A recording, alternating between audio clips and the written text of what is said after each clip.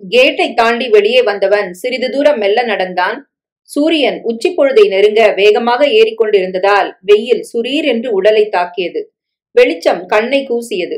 முகத்தை சுருக்கியபடி தன்னை சுற்றிலும் பார்த்த வண்ணம் நகரத்து மையத்திலே நடைபாதை மேல் நிழலாக தெரிந்த ஒரு பகுதியில் உட்கார்ந்தான். பிற்காலத்தை பற்றி அவன் தீவிரமாக சிந்தித்து செயல்பட வேண்டியது அவசியம். பட்டணத்திலே அவன் நிரந்தரமாக தங்கிவிட முடியாது. ஊரை பார்க்க வேண்டும். முக்கியமாக கௌரியை கண்களால் ஒரு முறையாவது பார்க்க வேண்டும். அந்த தீவிர ஆசையை அவனால் ஒதுக்க முடியவில்லை. ஆமாம், ஊரில் அவனுக்கு எந்தவிதமான வரவேற்பு கிடைக்கும்? இந்த 8½ ஆண்டுகளில் நாடே மிகவும் மாறிவிட்டது போன்றதொரு பிரமிப்பு ஏற்பட்டது அவனுக்கு. ஏன், முன்னை விட காலை வேளை சூரியன் கூட இப்போது கடுமையாகி விட்டிருக்கிறதே. அப்பப்பா, வெயிலா அது? நெருப்பு போல. முன்னை விட நகரம் பல சங்கதிகளில் ரொம்பவும் முன்னேறி விட்டிருக்கிறதே. கண்களில் தெரிந்த சினிமா விளம்பரம், சுவரொட்டிகள் முதலியன அதற்கு சாட்சி. என்ன விதமான தலைப்புகள்! கன்னி தந்த சுகம், பகலிலே ஸ்வர்க்கம், கசக்கி முகர்ந்த மலர். ச்சே, தலைப்பின் அசிங்கம் போதாது போல இடையில் ஒரு துணி, மார்புகளில் ஒரு துளியளவு ஜிகினா மறைக்க நிர்வாண கோலத்திலே ஆடுகின்றது போன்ற பெண்களின் பெரிய கட் அவுட். அவனை பார்த்து கண் சிமிட்டிய போது அவனுள் ஆத்திரம் மூண்டது. நாடு முன்னேற வேண்டியதுதான். அதற்காக அசிங்கத்திலும் ஆபாசத்திலுமா முன்னேற வேண்டும்? 8½ ஆண்டுகளுக்கு முன் அந்த பயங்கர தீர்ப்பின் பிறகு அவன் 9 ஆண்டு சிறைவாசத்திற்கு தயாராகி சிறைச்சாலை அலுவலர் கொடுத்த சிறை உடைகளை அணிந்து கொண்டு கழற்றி கொடுத்திருந்த அவனது பேண்ட், பனியன், சட்டை அப்படியே சுருட்டி காக்கி காகிதத்தில் பத்திரமாக முத்திரையிட்டு பாதுகாக்கப்பட்டிருந்த அந்த பொக்கிஷத்தை அவனிடம் சிறை அதிகாரி கொடுத்து, சிறையில் அவன் செய்த வேலைகளுக்கு உண்டான ஊதிய சேமிப்பையும் தந்து, பல புத்தகங்களில் கையெழுத்து வாங்கி கொண்டு வெளியே அனுப்பியிருந்தார். மாலைகளுடன் அவன் தந்தையோ உறவினரோ யாரும் அவனை வரவேற்க வெளியே காத்திருந்தார்கள் இல்லை. சிறை தண்டனை காலம் முழுவதும் அவன் பார்வையாளர் யாரையும் பார்க்க விரும்பவே இல்லை. தந்தை ஒருமுறை வந்தார், பார்க்க விருப்பமில்லை என்று மறுப்பு தெரிவித்து விட்டான். ஒரு தடவை வாத்தியார் அருணாச்சலம் அவனை காண வந்தபோது வெட்கத்தினால் பார்க்க மறுத்து விட்டான். ஊர், உறவு, நண்பர் என்ற தொடர்பு அற்றுப்போயிருந்த சமயம் 9 ஆண்டு தண்டனையில் அவனது நன்னடத்தை காரணமாக 6 மாதங்கள் தள்ளுபடியாகி அவனுக்கு சில தினங்களில் விடுதலை என்ற செய்தி ஒரு நாள் திடீரென்று கிட்டியது. மகிழ்ச்சிக்கு பதில் அவன் மனம் கலங்கி போனான். அத்தனை காலமும் பெற்றவனைப் போல, குருவைப் போல, நண்பனைப் போல அவனுடன் நேசமாக உறவாடி தனக்கு தெரிந்த அச்சகத் தொழிலை அங்கே கற்றுத்தந்த 302ஆம் எண், இல்லை அவன் வரை திரு முருகேசன் ஐயாவை விட்டு கிளம்புகிறோமே என்ற தாங்க முடியாத துயரம் அவன் மனதை வாட்டியது. பச்சை பிள்ளைய போல அழாத, சுதந்திரமான வாழ்க்கை என்னன்னு வெளியே போனா புரிஞ்சுக்குவ. எனக்கு ரொம்ப வயசாச்சு. இன்னும் 2 வருஷம் பாக்கி இருக்கு. ஆனா நீ வாலிபன். இந்த கடுதாசிய சிங்கநல்லூர்ல உள்ள என் நண்பன் வக்கீல் வரதன்ட்ட குடு என்றார். ஐயா, இந்த உதவிக்கு நான் அடுத்த பிறவியில நாயா பிறந்து உங்களுக்கு உழைச்சாலும் என் மகனா பிறந்து உன்னை நான் தூக்கி மார்போடு வச்சுக்கிட்டு கொஞ்சி பார்க்கணும்னு ஆசைப்பட்டேன். சோ நீ என்னென்னவோ சொல்றியே தம்பி. கிழவர் தழுதழுத்தார். அவர் மட்டும் அதே சமயத்தில் கைதியாக சிறையில் வந்து சேராதிருந்தால் அவனது சிறை வாழ்க்கை அவனை பொடி பொடியாக சிதறவிட்டிருக்கும். மறுவாழ்வு பெற கைதிகளுக்காக அமைக்கப்பட்டிருந்த பல அமைப்புகளில் ஒன்றான அந்த சிறு அச்சகத்தில் அச்சுத்தொழில் தெரிந்த படிந்த கைதியான முருகேசன் தான் அதை இயக்கிக் கொண்டிருந்தார். பட்டதாரியான சுந்தரத்தின் மீது கருணை கொண்ட சிறை தலைவர் அந்த அச்சகத்தில் வேலை பார்க்கும் வாய்ப்பினை அவனுக்கு அளித்திருந்தார். பேசி பழகி நட்புரிமை கொண்டு அன்பு கொண்ட ஒரு நண்பன் என்று அமைந்த முருகேசன் நாளடைவில் அவனது தந்தையை போன்ற மனிதராக அவனிடம் நெருங்கி பழகி நட்பு கொண்டிருந்தார். நண்பன் வரதன் என்னை பார்க்க வந்தப்போ சொல்லி வச்சிருக்கேன், சரின்னு ஒப்புக்கொண்டிருக்கான். என் 3000 அவன்கிட்ட இருக்கு. உன்கிட்ட தந்து அச்சகத்துல அதன் மூலம் ஒரு பங்குதாரரா ஏத்துக்கும்படி சிபாரிசு பண்ணியிருந்தேன். ஒரு நாள் சிறை அதிகாரி உத்தரவு கேட்டு உன்னை பார்வையாளர் ஒதுக்கத்துல அவருக்கு அறிமுகம் செஞ்சு வச்சனே, நினப்பு இருக்கா? அவனை போய் முதல்ல பாரு என்றார். சுந்தரத்திற்கு மறுவாழ்வு கிட்ட உதவும் அந்த சிபாரிசு கடிதத்தை முருகேசன் சிறை அதிகாரி மூலம் உரிய ஒப்புதலுடன் தான் கொடுத்திருந்தார். குப்பென்று மக்கள் வாசனை அவனது சொந்த ஆடைகள் மீதிருந்து முகத்தில் அடித்தது. அந்த துர்பாக்கியத்தை நினைவுறுத்தும் அந்த உடைகளை, தீர்ப்பு தந்த அன்று அவன் அணிந்திருந்த அந்த பேண்ட் சட்டைகளை அவன் முதலில் கழற்றி எறிய வேண்டும். சட்டென்று எழுந்தான். அருகில் ஒரு சந்தின் முகப்பிலே பெரிய விளம்பரம், வெள்ளை துணியில் சிவப்பு எழுத்துக்களாக காற்றில் பறந்து கொண்டிருந்தது. 20% விலையில் தள்ளுபடி, கைத்தறி, பாலியஸ்டர், கம்பளியில் துணிகளில் தயாரிக்கப்பட்ட ஆடைகள், வேட்டிகள், சலுகையை பெற முந்துங்கள் என்று கொட்டை எழுத்துக்களில் கண்களில் பட்டன. போக்குவரத்து எழுப்பிய ஓசையையும் மீறி ஒலிபெருக்கியில் ஒருவன் கடூரமான குரலில் அவைகளின் விலையை விவரித்து கூச்சலிட்டுக் கொண்டிருந்தான். சந்துக்குள்ளே அமைந்திருந்த ஒரு சிறு கடை. அதற்குத்தான் இத்தனை ஆர்ப்பாட்டங்கள், விளம்பரங்கள். குவியலாக மேடைகள் மீது கொட்டி வைத்திருந்த உடைகளிலிருந்து அவன் தனக்கு தேவைப்பட்ட சிலவற்றை வாங்கிக் கொண்டான். அந்த கடையிலேயே ஒரு துணிப்பையொன்றை வாங்கி அதில் அவைகளை அடைத்துக் கொண்டு கிளம்பினான். அடுத்தது, தாடியும் மீசையும் மண்டி கிடந்த முகத்தை மழித்துக் கொண்டு கிராப்பை வெட்டி ஒழுங்கு செய்து கொண்டால்தானே தலைவேதனை குறையும் போன்றதொரு தவிப்பு. அந்த சந்திலே கொஞ்ச தூரத்தில் தெரிந்த சிகை அலங்கார கடைக்குள் நுழைந்தான். சற்று நேரத்திற்கு பிறகு கண்ணாடியில் பார்த்தபோது அந்த பயங்கர தோற்றம் மறைந்து அவனது முகம் முற்றிலும் வித்தியாசமாக தோன்றியது அவனுக்கு. 30 வயதிற்கு மேலாகிவிட்ட முதிர்ச்சியை அவனது முகத்தில் காண முடியவில்லை. அதே அரும்பு மீசையை வைத்துக் கொண்டிருந்தான். ஆனால் கண்களில்தான் அந்த கனிவு மறைந்து விட்டிருந்தது. உதட்டில் மிகுந்த புன்னகைக்கு பதில் முகத்திலே வெறுப்பின் சாயலை தெரிந்தது. அது சிறைவாசத்தினால் கடினமாகிவிட்ட உள்ளத்தின் பிரதிபலிப்பும் அது மறைந்து அவன் மீண்டும் அந்த நல்ல இளைஞனாக மாற காலம்தான் உதவ வேண்டுமே தவிர அவனால் கபட வேடம் போட இயலாதே. உரிய கூலியை கொடுத்துவிட்டு சிகை அலங்கார கடையிலிருந்து வெளியே வந்தான். நல்ல பச்சை தண்ணீரில் வாசனை சோப்பு போட்டு தலைமுழுகிவிட்டு மாற்றுடை அணிந்து கொண்டால்தான் அவனுள் மண்டிக் கொண்டிருக்கும் அந்த ஆத்திர உணர்வு அடங்கும் போன்று தோன்றியது. அருகில் இருந்த கடைகளில் மேலும் தேவைப்பட்ட சோப்பு, சீப்பு, கண்ணாடி, கால்களுக்கு உறுதியான ஒரு ஜோடி செருப்பு இத்தியாதிகளை வாங்கிக் கொண்டு அந்த சந்திலிருந்து கிளையாக பிரிந்த ஒரு அழுக்கு பிடித்த நெருக்கமான தெருவுக்குள் நுழைந்தான். அமராவதி லாட்ஜ். வாசலில் ஒரு குப்பை தொட்டி, அதை சுற்றி 2 சொறிநாய்கள். முன்பக்கத்தில் இருந்த பெரிய அறையில் காஃபி பலகாரம் சாப்பிட பலர் உட்கார்ந்திருந்தனர். எல்லோரும் அடிமட்டத்து மக்கள். பையன்கள் வேகமாக செயல்பட்டு கொண்டிருந்தனர். சுந்தரத்திற்கு நல்ல பசி. காலியான ஒரு மேஜை அருகே வந்தான். உட்கார்ந்தான். வந்து நின்ற பையனிடம் 3 இட்லிகள், ஒரு கோப்பை காஃபி என்று தன் தேவையை சொன்னான். ஒரு சிறு ஸ்டீல் தட்டில் உள்ளங்கை அகலத்தில் 3 சிறு இட்லிகளும் 1 ஸ்பூன் சட்டினி, சாம்பார் நிறைந்த 2 சிறு கிண்ணங்களுடன் கொண்டு வந்து வைத்த பையன் கூடவே அழுக்கடைந்த ஒரு கண்ணாடி டம்ளரில் தண்ணீரையும் நிரப்பி வைத்தான். இட்லியை விழுங்கிவிட்டு அவன் திரும்பும் முன் ஒரு சிறு பீங்கான் கோப்பையில் சர்க்கரை பானமாக தித்தித்த காஃபியை கொண்டு வந்து கூடவே பில்லையும் வைத்தான். 1 இட்லி 30 பைசாவா? 1 வாய் காஃபி 75 பைசாவா? அதிர்ந்து போனான் சுந்தரம். கல்லாப்பெட்டி அருகே அம்மனிதரிடம் பணத்தை கொடுத்து சில்லறையை வாங்கிய போது அந்த யோசனை தோன்றியது. ஒரு சில மணி நேரம் அவனுக்கு தங்கும் இடம் தேவை. லாட்ஜில் ஒரு நாள் தங்கியிருக்க வாடகை 20 ரூபாய். காஃபி, பலகாரம், பகல் இரவு உணவுக்கு பணம் தனியாக கட்ட வேண்டும் என்ற போது அவன் திகிலுடன் எச்சிலை விழுங்கிக் கொண்டான். இன்று இரவு ரயிலுக்கு போகும் வரை மட்டும் என்றால்? அச்சத்துடன் கேட்டான். 15 ரூபாய் என்று வெடுக்கென்று பதில் கிடைத்தது. மாடிப்படிகளில் ஏறி வரிசையாக வராந்தாவின் எதிரே அமர்ந்திருந்த அறைகள் சிலவற்றை தாண்டி ஓர் எண் முன்னால் நின்ற பையன் பூட்டை திறந்து அறையை காட்டிய போது அவனுக்கு தூக்கி வாரி போட்டது. அழுக்கு பிடித்த சாயமிழந்த திரைச்சீலை மறைத்த சிறு ஜன்னல், சுவர் ஓரமாக ஒரு கட்டில், அதன் மீது கிடந்த பஞ்சு மெத்தை மீது விரிக்கப்பட்டிருந்த துப்பட்டி தண்ணீரை கண்டு மிக காலமாகிவிட்டது போன்று காணப்பட்டது. ஓரத்திலே ஒரு சிறிய முக்காலி மீது மண் கூஜா, தண்ணீர் டம்ளர், சுண்ணாம்பு சாயமிழந்து வந்து தங்கியவர்கள் விட்டு போன அழுக்கு கையின் அடையாளத்துடன் அங்கும் இங்கும் கொல்லப்பட்ட மூட்டை பூச்சியின் இரத்த கரையுடன் சுவர்கள்.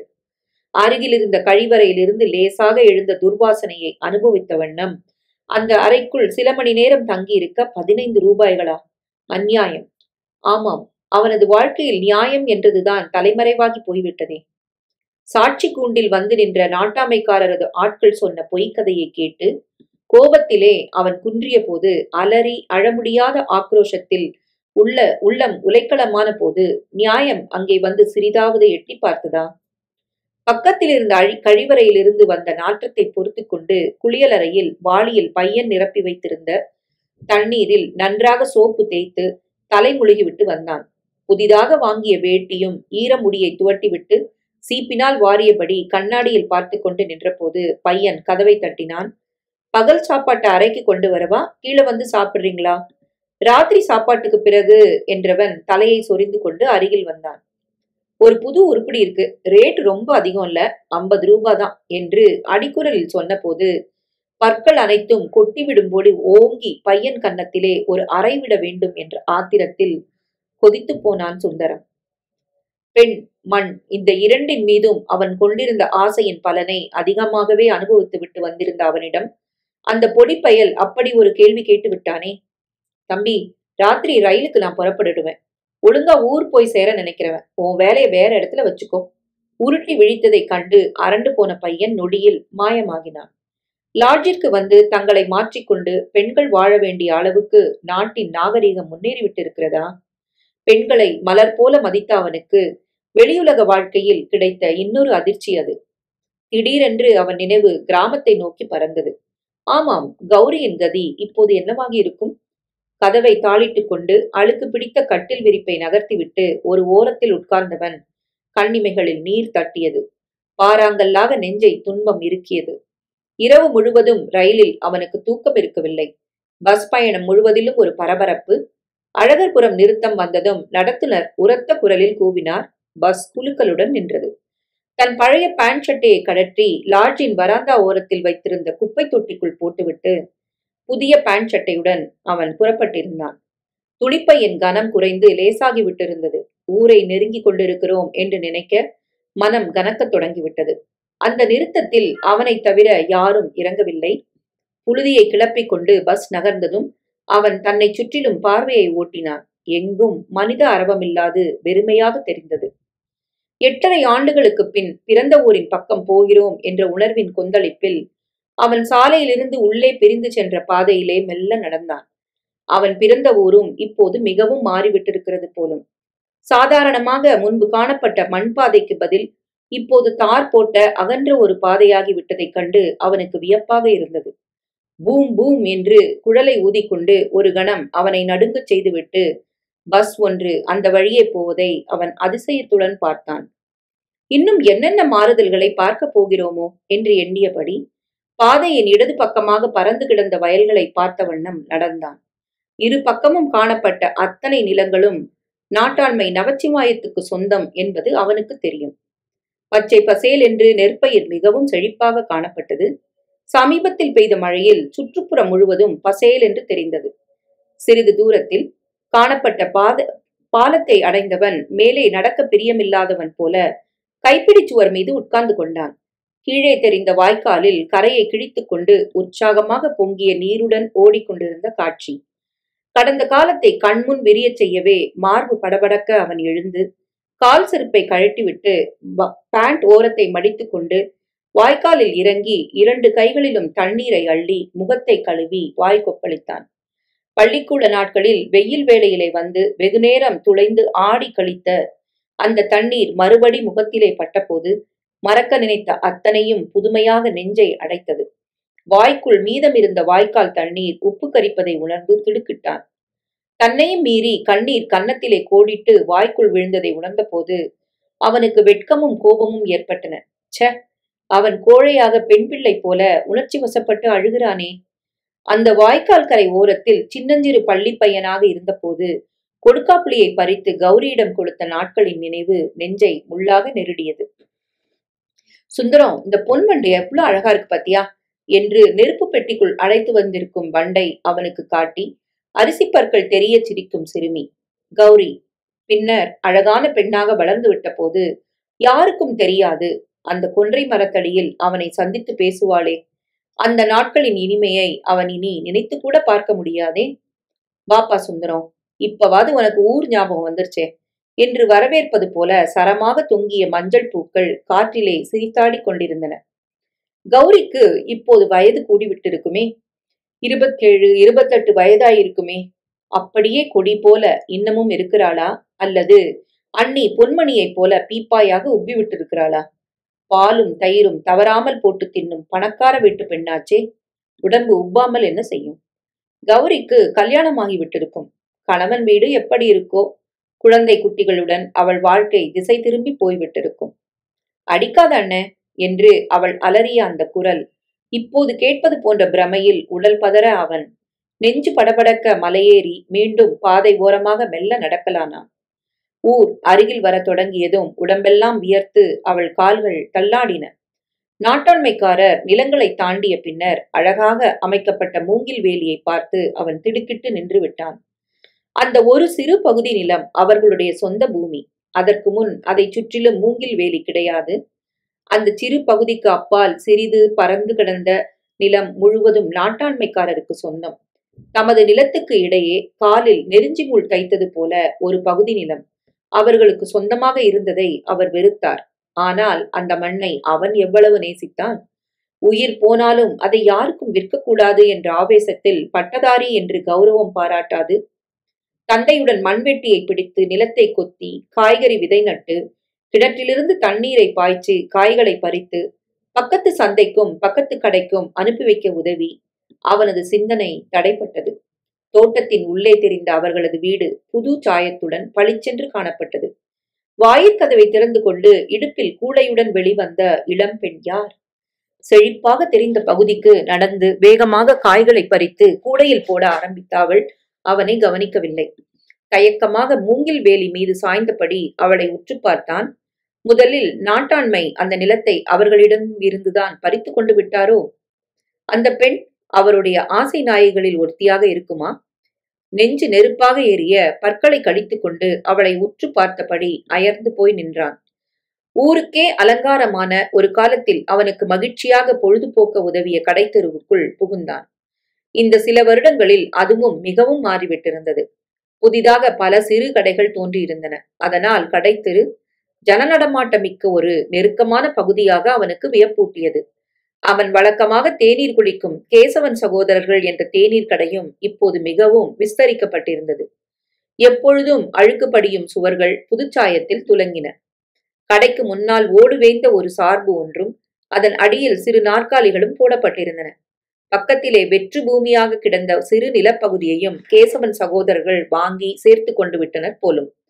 முன்போல் உள்ளே உட்கார இடமில்லாமல் நெருக்கமாக இருக்கவில்லை.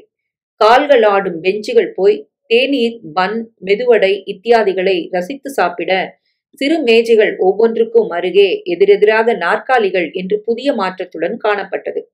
சுவற்றில் புதிதாக குருவாயூரப்பன் படமும் வெங்கடாஜலபதியின் படமும் சாமந்திப்பூ அலங்காரத்தில் அருகே எரிந்த 0 வாட் பல்பின் வெளிச்சத்தில் பளிச்சிட்டன. கல்லாப்பட்டி அருகே புகைந்த ஊதுவத்தியின் நறுமணம் லேசாக கடை முழுவதும் பரவி கொண்டிருந்தது. ஆனால் கல்லாப்பட்டி அருகேதான் கேசவனை காணவில்லை. அதற்கு பதில் செவேல் என்று ஒரு இளைஞன் சுத்தமான சட்டை பேண்டில் உட்கார்ந்திருந்தான். அண்ணனுக்கு என்ன வேணும் கேளு பையா.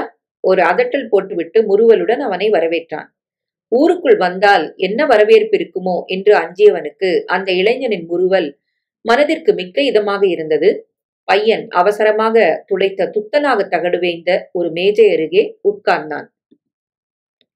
பொருளாதார நிலை மிகவும் மோசமாகி விட்டிருந்ததால் தான் வாத்தியார் அருணாச்சலத்தை பார்க்கும் வரை மிகவும் சிக்கனமாக இருக்க வேண்டும். அவர் உதவியுடன் அந்த வக்கீல் வரதனிடம் கடிதத்தை தர வேண்டும். அதுவரை இருக்கும் பணத்தை இறுக்கி பிடிக்காவிட்டால் ஒரு சிங்கிள் டீயும் ஒரு பன்னும் கொண்டு வா கூறிவிட்டு தன்னை சுற்றிலும் பார்வையை ஓட்டினான். ஊருக்குள்ளே பஸ் ஓடத் தொடங்கிவிட்டதால் பஸ் நிறுத்தத்தில் இறங்கிய பயணிகள், பஸ் ஓட்டுநர், நடத்துனர் என்று ஒரு கும்பல் கடைக்குள் புகுந்து எல்லா மேஜைகளையும் பிடித்து கொண்டு இட்லி சாம்பார், சூடா வடை, சிங்கிள் டீ என்று பல குரல்களை எழுப்ப வியாபாரம் உச்சகட்டத்தை எட்டிக் கொண்டிருந்தது. யாருக்கும் பேசவோ அவனை பற்றி தெரிந்து கொள்ளவோ நேரம் இருக்கவில்லை. சரசரவென்று பையன்கள் கொண்டு வந்து வைத்த உணவுப் பொருட்களை வேகமாக விழுங்கத் தொடங்கினர். அவனுக்கு அவசரம் ஏதும் இருக்கவில்லை. நாளின் மீதி பொழுதெல்லாம் அவன் முன் நீண்டு விரிந்து கிடந்தது. அதை எப்படி செலவழிக்கப் போகிறான் என்பதுதான் அவன் பிரச்சனை.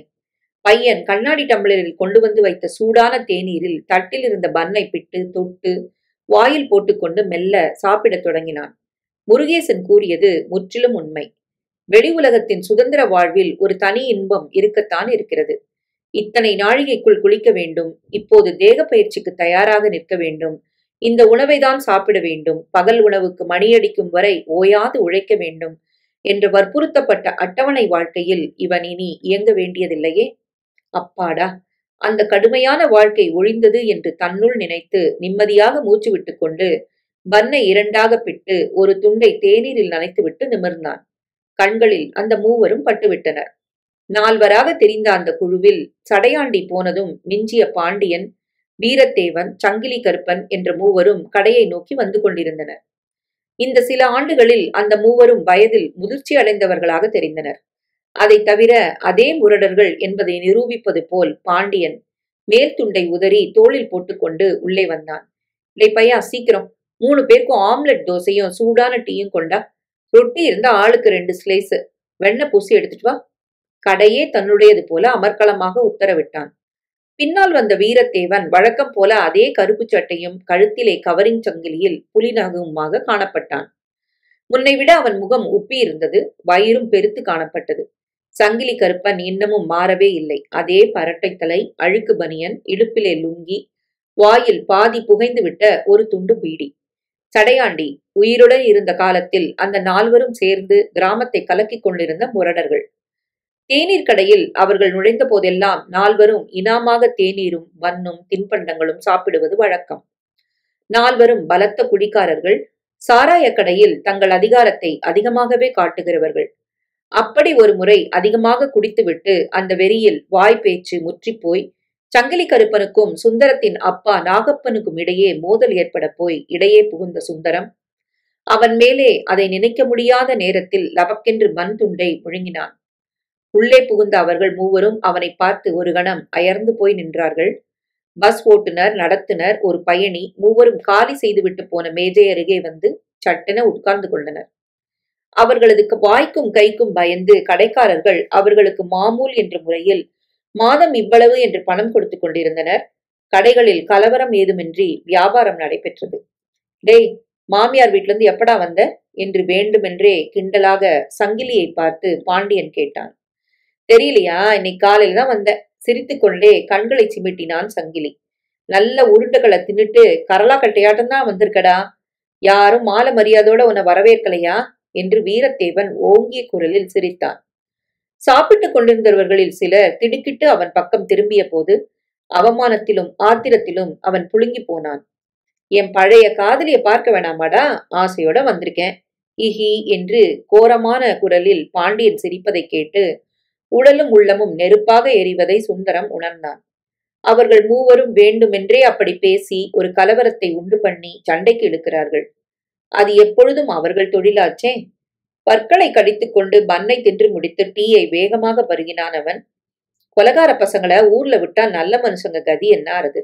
ஊர் பெண்கள் நிம்மதியா வாழ முடியுமா? வீரத்தேவன் கேட்டுவிட்டு அவனை உற்று பார்த்த போது சுந்தரத்தின் ரத்தம் கொதித்தது.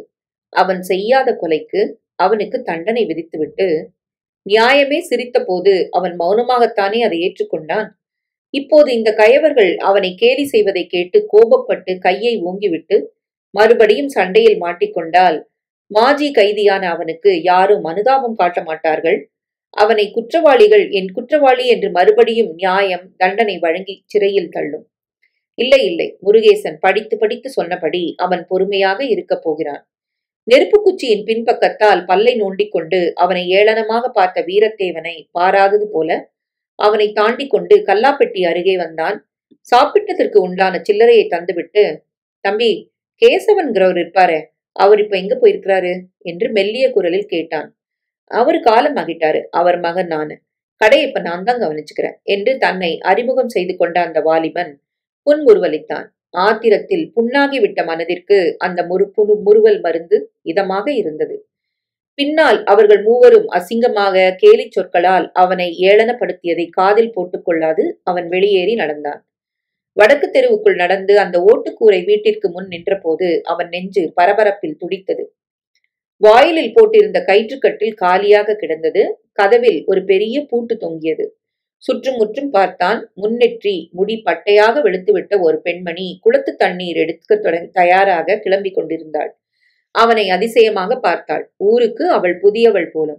இல்லாவிட்டால் அந்த பிரபல கொலை கேஸில் சம்பந்தப்பட்டவன் என்று அடையாளம் கண்டு கொண்டிருப்பாளே.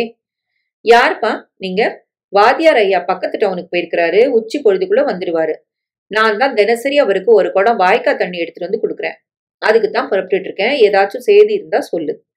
அவருக்கு தெரிஞ்சவன் அம்மா கூட வீட்டுல இல்லையா? அப்படின்னா உனக்கு விஷயம் தெரியாதா தம்பி? அம்மா செத்து போய் 1 வருஷம் ஆகுதே. வியப்புடன் கேட்டாள். தெரியாது என்று வார்த்தைகளை மென்று முழுங்கிவிட்டு கட்டிலின் மீது உட்கார்ந்தான். மகாலட்சுமி மாதிரி இருப்பாங்களே. சுந்தரம், நீ நிரபராதி, எனக்கு தெரியும். ஆனா சட்டம் ஒரு கழுத. இன்று ஆறுதல் சொல்வார்களே பார்வதி அம்மா, அவங்களும் காலமாகி விட்டாங்களா? அவன் அப்பா, அவர் கூட காலமாகி விட்டாரோ? பலவிதமாக எண்ணிக்கொண்டு அவன் அந்த கட்டிலின் மீது உட்கார்ந்தபடி அருணாச்சலத்தின் வரவுக்கு காத்திருந்தான். கேட்டு தெரிந்து கொண்டிருக்க அவசியமே இல்லை. பார்வதி அம்மாள் இல்லை என்பதை அவனை சுற்றியுள்ள அத்தனையும் பறைசாற்றின. வாத்தியார் வீட்டு கட்டில் எப்பொழுதும் விண்ணென்று இருக்கும். கொஞ்சம் தொய்வு ஏற்பட்டாலும் பார்வதி அம்மாள் அவனை பக்கத்து டவுனுக்கு அனுப்பி புது கயிறு வாங்கி வரச் செய்து, கடைத்தெருவிலிருந்து செல்லமுத்துவை அழைத்து வரச் செய்து கட்டிலுக்கு கயிறு மாற்றிவிடச் சொல்வாங்களே. வாயிற்கதவு உதைத்தால் உடைந்துவிடும் போல உளுத்து காணப்படுமா? வெள்ளிக்கிழமைகளில் மஞ்சளும் குங்குமம் பொட்டு வைத்து அலங்கரித்து விட்டிருப்பார்கள். கதவை பார்த்தாலே ஏதோ கோயிலின் முன் நிற்பது போல ஒரு பக்தி உணர்வு ஏற்படுமே. கதவை தாண்டி 4 கருங்கல் தூண்களில் நின்ற அந்த ஓட்டுக்கூரையின் முன்பகுதி அப்படியா இருக்கும்? சாணம் தெளித்து பெருக்கி பசுமையாகி விட்ட அந்த தரை மீது அழகாக கோலம் போட்டிருப்பாங்க. தினமும் ஒரு புது தினசு கோலம். அந்த அலங்காரத்தை பார்த்து அவன் வியந்து போன நாட்கள் எத்தனை! என்னடா பிரமிச்சு போய் நிக்கிற? பகல் வேளைக்கு ஏதாச்சும் சாப்பிட்டியா? என்கிட்ட மட்டும் பொய் சொல்லக்கூடாது. உன் மூஞ்சியே சொல்லுதே, உள்ளவா. ஸ்லேட்டு புத்தகத்தை நடத்திண்ணையில வச்சுட்டு கை கால்களை கழுவிக்கிட்டு பின்னாடி போய் தோட்டத்துல இருந்து ஒரு வாழை இலைய பறிச்சுட்டு வா. பேனா கத்தி எடுத்துட்டு போ, உத்தரவிடுவாங்க. கூடத்திலே அவனை உட்கார வைத்து சூடாக சோறும் காரக்குழம்பும் கடிச்சுக்க உப்பிலிட்ட நாரத்தாங்காயும் போடுவாங்களே. மகராசி, என்ன அப்படி பாக்குற? உங்க தோட்டத்து கத்திரிக்காதான். நாகப்பன் நல்ல நிலையில் இருக்கும்போது வாத்தியார் ஐயாவை மறக்கிறதே இல்ல. ஒரு கட்டு அவத்திக்கீரையும் கத்திரிக்காயும் கொண்டு வந்து காலையிலே கொடுத்துட்டு போவாரு. மாலையில வீட்டுக்கு வரும்போதுதான் அப்பா தள்ளாடிக்கிட்டு வருவாரு. மகன் சாப்பிட்டானா படிச்சானா என்ற நினைப்பே இல்லாம குடிபோதையில ஆடிக்கிட்டே வருவாரு. அப்பா செய்யற காரியத்தை பத்தி பள்ளிக்கூடத்துல பசங்க பேசி என்னை கேலி செய்யறாங்க. துக்கம் தாழ முடியாது அவன் விக்கி அழும்போது பார்வதி பெற்ற தாயை போல அவன் கண்ணீரை துடைத்து விட்டு, அவங்க கிடக்குறாங்க, வகுப்புல நீதான் முதலாமே, ரொம்ப கெட்டிக்காரனா, படிச்சு ஒரு பெரிய அதிகாரியா வரப்போறன்னு வாத்தியார் சொன்னாரு. உன்னை மெச்சுறார் என்று புகழ்வாங்க. வயிறு நிறைய சாப்பிட செய்து மிகவும் வற்புறுத்துவாங்க. பெரிய அதிகாரியா ஊருக்குள்ள வரல, மாஜி கைதியா வந்திருக்கேன். அம்மா, உங்க வாயால எனக்கு மறுவாழ்வு உண்டுன்னு வாழ்த்துங்க என்று கேட்கத்தான் அவங்க பாதங்களில் விழுந்து நமஸ்கரிக்கத்தான் வந்திருந்தான். அந்த அம்மாள் இப்போது இல்லையே. துக்கம் நெஞ்சை இருக்குவதை தாங்க முடியாது எழுந்தான்.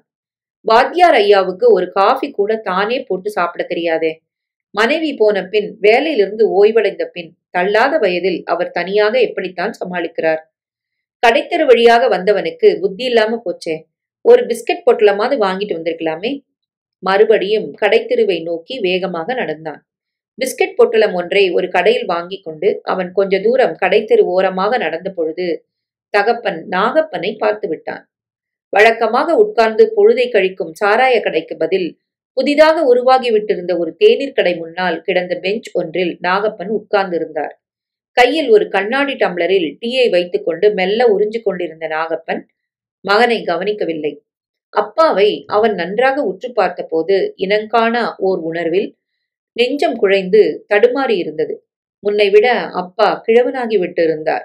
தலைமுடி நன்றாகவே வெளுத்து காணப்பட்டது. முன்போல அழுக்கு சட்டையும் கிழிந்த வேட்டியுமாக இல்லாது இப்போது சுத்தமான உடையில் காணப்பட்டார். அப்படியென்றால் இந்த சில ஆண்டுகளில் அப்பா திருந்தி விட்டாரா? அது உலகமகா அதிசயங்களில் ஒன்றாக விடுமோ? எண்ணியபடி அவரை பாராது போல அவன் தெருவின் எதிர் ஓரமாக ஒதுங்கிக் கொண்டு சென்றான். கொல்லென்ற சிரிப்பொலியை கேட்டு அதிர்ந்து போய் மெல்ல திரும்பி பார்த்தான். அந்த 3 முரடர்கள் இப்போது அடுத்ததாக அந்த தேநீர் கடையை நோக்கி படையெடுத்திருந்தனர். போதாததற்கு அவர்களின் விரோதியான நாகப்பனை அங்கே சந்தித்து விட்டனர். பாண்டியன் தன் வேட்டியை தூக்கி மடித்துக் கொண்டு கடைப்பையனை பார்த்து உரத்த குரலில், ஆளுக்கு 2 பிஸ்கட்டோட சூடா டீ எடுத்துட்டு வா, உத்தரவிட்டான். நாகப்பன் எதிரே மிகவும் திமிராக வந்து நின்றான் வீரத்தேவன். ஏண்டா சங்கிலி, இப்பெல்லாம் ஐயா சாராய கடை பக்கமே வரதில்லையே. பையன் மாமியார் வீட்டுக்கு போனதுல இருந்து ஒரே முட்டா மாறிட்டாரே. இவருக்கு சங்கதி தெரியுமா தெரியாதா? தெரிஞ்சிருக்கும். மாலை மரியாதையோட மகனை முதல்ல கோயிலுக்கு கூட்டு போத்தான் கடத்திற்கு வந்திருக்கிறாரு. இன்னும் பூக்கடை திறக்கலன்னு டீ கடையில உட்கார்ந்துருக்கிறாரு என்று ஏளனமாக படபடவென பேசினான். சாமியாரே, உங்க பையன் வந்துட்டது தெரியும் இல்லையா? கை கொட்டி நகைத்தான் பாண்டியன். அவர்களது சிரிப்பும் பேச்சும் ஊரின் எல்லையை தொட்டன. எதிர்ப்பக்கத்திலே ஒரு பெட்டி கடை அருகே நின்றபடி அங்கு நடப்பதை பார்த்து கொண்டு கேட்டுக்கொண்டிருந்த சுந்தரத்தின் ரத்தம் கொதித்தது. பொறுமை பொறுமை என்று யாரோ தலையில் குட்டுவதைப் போன்ற உணர்வில் 30 காசு கொடுத்து வாங்கின பச்சை வாழைப்பழத்தை உரித்து மெல்ல கடித்து விழுங்கிக் கொண்டிருந்தான். உன் மகனை திரும்ப இந்த ஊருக்கு எதுக்காக வர சொன்ன? கொலகார பயல்களை வீட்டுல வச்சு உபசாரம் பண்ணா ஊர் கதி என்ன? சங்கிலி கருப்பன் அட்டகாசமான குரலில் அதட்டினான். கையில் இருந்த தேநீரை ஒரே மூச்சில் விழுங்கிவிட்டு டம்ளரை ஒதுக்குப்புறமாக வைத்த நாகப்பனை எழுந்திருக்க விடாது பாண்டியன் தோள்களை அமுக்கி பெஞ்ச் மீது உட்கார வைத்தான். அந்த கொலகார நாய்க்கு உன் வீட்டுல இடம் தரப்போறியா? அதுக்கு பதில் சொல்லு, உருமினான் வீரத்தேவன். அவன் பண்ண தப்புக்கு தண்டனை அனுபவிச்சுட்டு திரும்பி வந்தா அவனுக்கு ஊர்ல இடம் இல்லைன்னு யாரடா சொல்வது?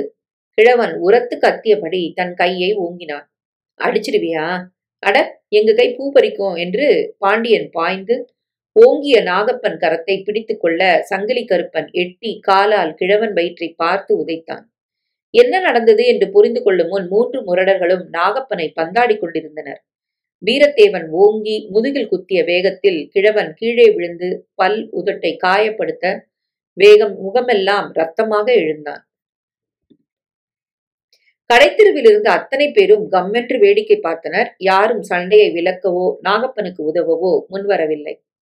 மறுபடியும் ஓங்கி காலால் உதைத்து தள்ள காலை உயர்த்திய சங்கிலி தன் பிடரி மீது விழுந்த அடி படார் என்று விழ பொறிதட்டி போய் ஐயோ என்று அலறியபடி கொஞ்ச தூரத்திலே தரையில் உருண்டு விழுந்தான். பாண்டியனும் வீரத்தேவரும் அதிர்ச்சியிலிருந்து மீளும் முன் பற்கள் தெரித்துவிடும் போன்ற ஆளுக்கு ஒரு அறை கன்னத்திலே வாங்கி கொண்டு திகிலுடன் திரும்பி பார்த்தனர். ஜெயிலுக்கு போனது உண்மை, உருண்டைக்களி தின்னது உண்மை. அப்போ நான் கொலை செஞ்சது உண்மையோ பொய்யோ? இப்போ உங்க 3 பேருக்கும் சமாதி கட்டிட்டு மறுபடியும் ஜெயிலுக்கு போறேன். நான் தயார். வீரம் இருந்தா கிட்டக்க வாங்கோ என்று சிங்கம் போல சீறியபடி கையை மடக்கி கொண்டு குத்த தயாராக நின்ற சுந்தரத்தை பார்த்தனர். ஆளுக்கு ஒரு திசையாக கனப்பொழுதில் மாயமாகினர். சுந்தரம், எப்போ நீ வந்த? அந்த முரடர்கள் சொன்ன பிறகுதான் சங்கதி எனக்கு தெரிஞ்சது என்று கூறியபடி நாகப்பன் எழுந்திருக்க முயன்றான். சுந்தரம் அவனை ஒரு துரும்பு போல் அசட்டையாக பார்த்தான். அது சமயம் அங்கே கூட்டத்தை விலக்கி கொண்டு ஒரு பச்சை நூல் சேலைக்காரி அவன் சற்று முன் தங்களது வீட்டின் வாசலில் பார்த்தவள். நடுவயசுக்காரி கையில் கொடுவாளுடன் வந்தாள். என்னங்க, என்ன நடந்தது? பதைத்த குரலில் கேட்டவள் சுற்றிலும் உள்ளவர்களை கோபக்கனல் எரித்த கண்களால் அளந்தாள். இவன் இல்லாட்டி அந்த முரட்டு பசங்க என்ன கொன்னு போட்டிருப்பாங்க. நான் அடிக்கடி சொல்வனே சுந்தரம் என் பையன்னுட்டு. அந்த சுந்தரம் வந்துட்டான், இதோ பாரு என்று சுட்டி காட்டிய கிழவன் அவளது கைத்தாங்கலில் எழுந்தார். முகத்தில் வழிந்த ரத்தத்தை அவள் தன் முந்தானையால் துடைத்து விட்டாள். உன் அப்பாவை சமயத்துக்கு வந்து காப்பாத்தினதுக்கு நன்றி. வாப்பா சுந்தரம் வீட்டுக்கு என்றாள். அவளுக்கும் அப்பாவுக்கும் என்ன உறவு? சுந்தரம் வெறுப்புடன் மறுபக்கம் திரும்பினான். என் அப்பாங்கிறதுக்காக நான் காப்பாத்தல. ஒரு கிழவரை 3 முரட்டு பசங்க அடிக்கிற அநியாயத்தை பொறுக்க முடியாம சண்டையில இறங்குன. ஒரு வயோதிகருக்கு உதவணுங்கிற ஆசையாலத்தான். அந்த பயல்களை செம்மையா அடிச்சு விரட்டின. இனி இவர்கிட்ட வாலாட்ட மாட்டானுங்க என்றபடி சுந்தரம் வாத்தியார் வீட்டை நோக்கி மெல்ல நடந்தான். சுந்தரம், என் மகனே என்று நாகப்பன் கூப்பாடு போட்டதை அவன் காதில் வாங்கிக் கொள்ளவே இல்லை. மறுபடி அவன் வாத்தியார் வீட்டை நெருங்கிய போது வீட்டு கதவு திறக்கப்பட்டிருந்தது. காலடி ஓசை கேட்டு அருணாச்சலம் எட்டி பார்த்தார். வாப்பா, வா சுந்தரம், உட்கார். நீ ஊருக்கு வரத்துக்குள்ளேயே பெரிய கலவரம்னு கேள்விப்பட்டேன். இது அவசியமா? நீயும் ஒரு மனிதன்னு வாழ ஆரம்பிக்க வேணாமா? தமது வெத்தலை பெட்டியுடன் வாத்தியார் கயிற்றுக்கட்டிலின் மீது உட்கார்ந்து கொண்டார். ஏன் கையை கட்டிட்டு நிக்கிற? உட்காருப்பா என்று அருகே கிடந்த ஒரு முக்காலியை காட்டினார். சாப்பிடாம இருப்பீங்கன்னு வாங்கிட்டு வந்தேன் என்று பிஸ்கட் பொட்டலத்தை அவர் முன் வைத்த போது அருணாச்சலம் திறந்த வெற்றிலை பெட்டியை மூடிவிட்டு வாய் விட்டு சிரித்தார். இது நம்ம பசிக்கு கடவாய்க்கு பத்துமாடா? நீ இப்பத்தான் வந்தாப்புல இருக்கு. உள்ள போய் பின்பக்கம் வராந்தால அண்டால தண்ணி இருக்கு. முதல்ல முகம் கை கால் கழுவிட்டு உள்ளவா, நாம சாப்பிடுவோம் சாப்பாடு என்று தயங்கி அவனை பார்த்து அருணாச்சலம் முறுவலித்தார். அம்மா போயிட்டாங்க. வாத்தியார் வேலையிலிருந்து ஓய்வடைஞ்சிட்டாரு. சாப்பாட்டுக்கு திண்டாடுவாரேன்னு தானே யோசிக்கிறேன். வாழ்க்கைக்கு மிக அவசியம்னு உலகத்துல எந்த விஷயமும் கிடையாது, மனிதர்களும் கிடையாது. அம்மா போயிட்டாங்க, நான் கூடவா போயிட்டேன்? தேவன் வந்துட்டா மனுஷன் திறமசாலி ஆயிடுறான். சுயம்பாகம் செய்ய நல்லா கத்துக்கிட்டேன். வீட்டை கூட்டி தண்ணி வாய்க்கால்ல இருந்து கொண்டு வந்து பக்கத்து வீட்டுல புதுசா குடி வந்திருக்கிற அம்மாவை ஏற்பாடு செஞ்சிருக்கிறேன். பாவம், அவங்க விதவை கடத்தெருவுல 4 கடையை கூட்டி சுத்தம் செஞ்சு வாழ்றாங்க. அவங்களுக்கு ஒத்தாசை செய்தாப்புல இருக்கும். நமக்கும் அவங்க உதவி தேவைன்னு அந்த வேலைக்கு மாசம் கொஞ்சம் சம்பளம் தந்துடுறேன். மத்தபடி சமையலை நானே செஞ்சுக்கிறேன். ஒரு வேளை சமைச்சா ராத்திரிக்கும் போதும். 3 வேளைகளும் விதவிதமா உணவு தயாரிச்சு போட்ட மகராசி போயிட்டாங்களே. உங்க நிலைமை இப்படியாச்சா சார்? உங்களுக்கு வேண்டியது தானே சமைப்பீங்க. என்னையும் சாப்பிட கூப்பிட்டா? தயங்கினான் அவன். நீ படிச்ச காலத்துல வகுப்புல உங்களுக்கெல்லாம் நான் சொல்லி கொடுத்தத ரொம்பவே மறந்து போயிருக்கிற. காலை உணவை நீ சாப்பிடு, பகல் உணவை நண்பனுடன் பகிர்ந்து கொள், இரவு சாப்பாட்டை விரோதிக்கு விநியோகம் செய்துவிடு. ஆரோக்கியமாக 100 ஆண்டு காலம் வாழ இதுதான் வழி. சுந்தரம் அந்த பள்ளிக்கூட நாட்களை நினைத்து கொண்டான். நகைச்சுவையோடு பேசி வகுப்பில் கலகலப்பூட்டிய வாத்தியார் மீது மாணவர்களுக்கு ரொம்ப மதிப்பு இருந்தது. வாத்தியாருக்கு மற்ற மாணவர்களை விட அவன் மீது பிரியம். சொந்த மகனைப் போல அவனை கவனித்துக் கொண்டார். புத்தகங்களிலிருந்து அவன் வயிற்று தேவை வரை வாத்தியார் சிரத்தை எடுத்துக் கொண்டதை தான் மறக்க முடியுமா? அவர் உதவியால் படித்து 10வது தேறி அருகில் இருந்த கல்லூரியில் உபகார சம்பளத்தில் BA பெற்று அவர் யோசனைப்படி சர்வீஸ் கமிஷன் பரீட்சை எழுதி வெற்றி பெற்ற போது அவன் எப்படி ஆனந்தத்தில் பூரித்து போனான். வேலை வந்து வாசலில் காத்து கொண்டிருந்த சமயம் அந்த பேரிடி அவனது வாழ்க்கையில் விழுந்தது. ஒரே நாளில் கொலைகாரனாக மாறி கண்களில் புரண்ட கண்ணீரை கட்டுப்படுத்தி கொண்டு பின்னால் சென்று கையை கழுவி கொண்டு வந்தான்.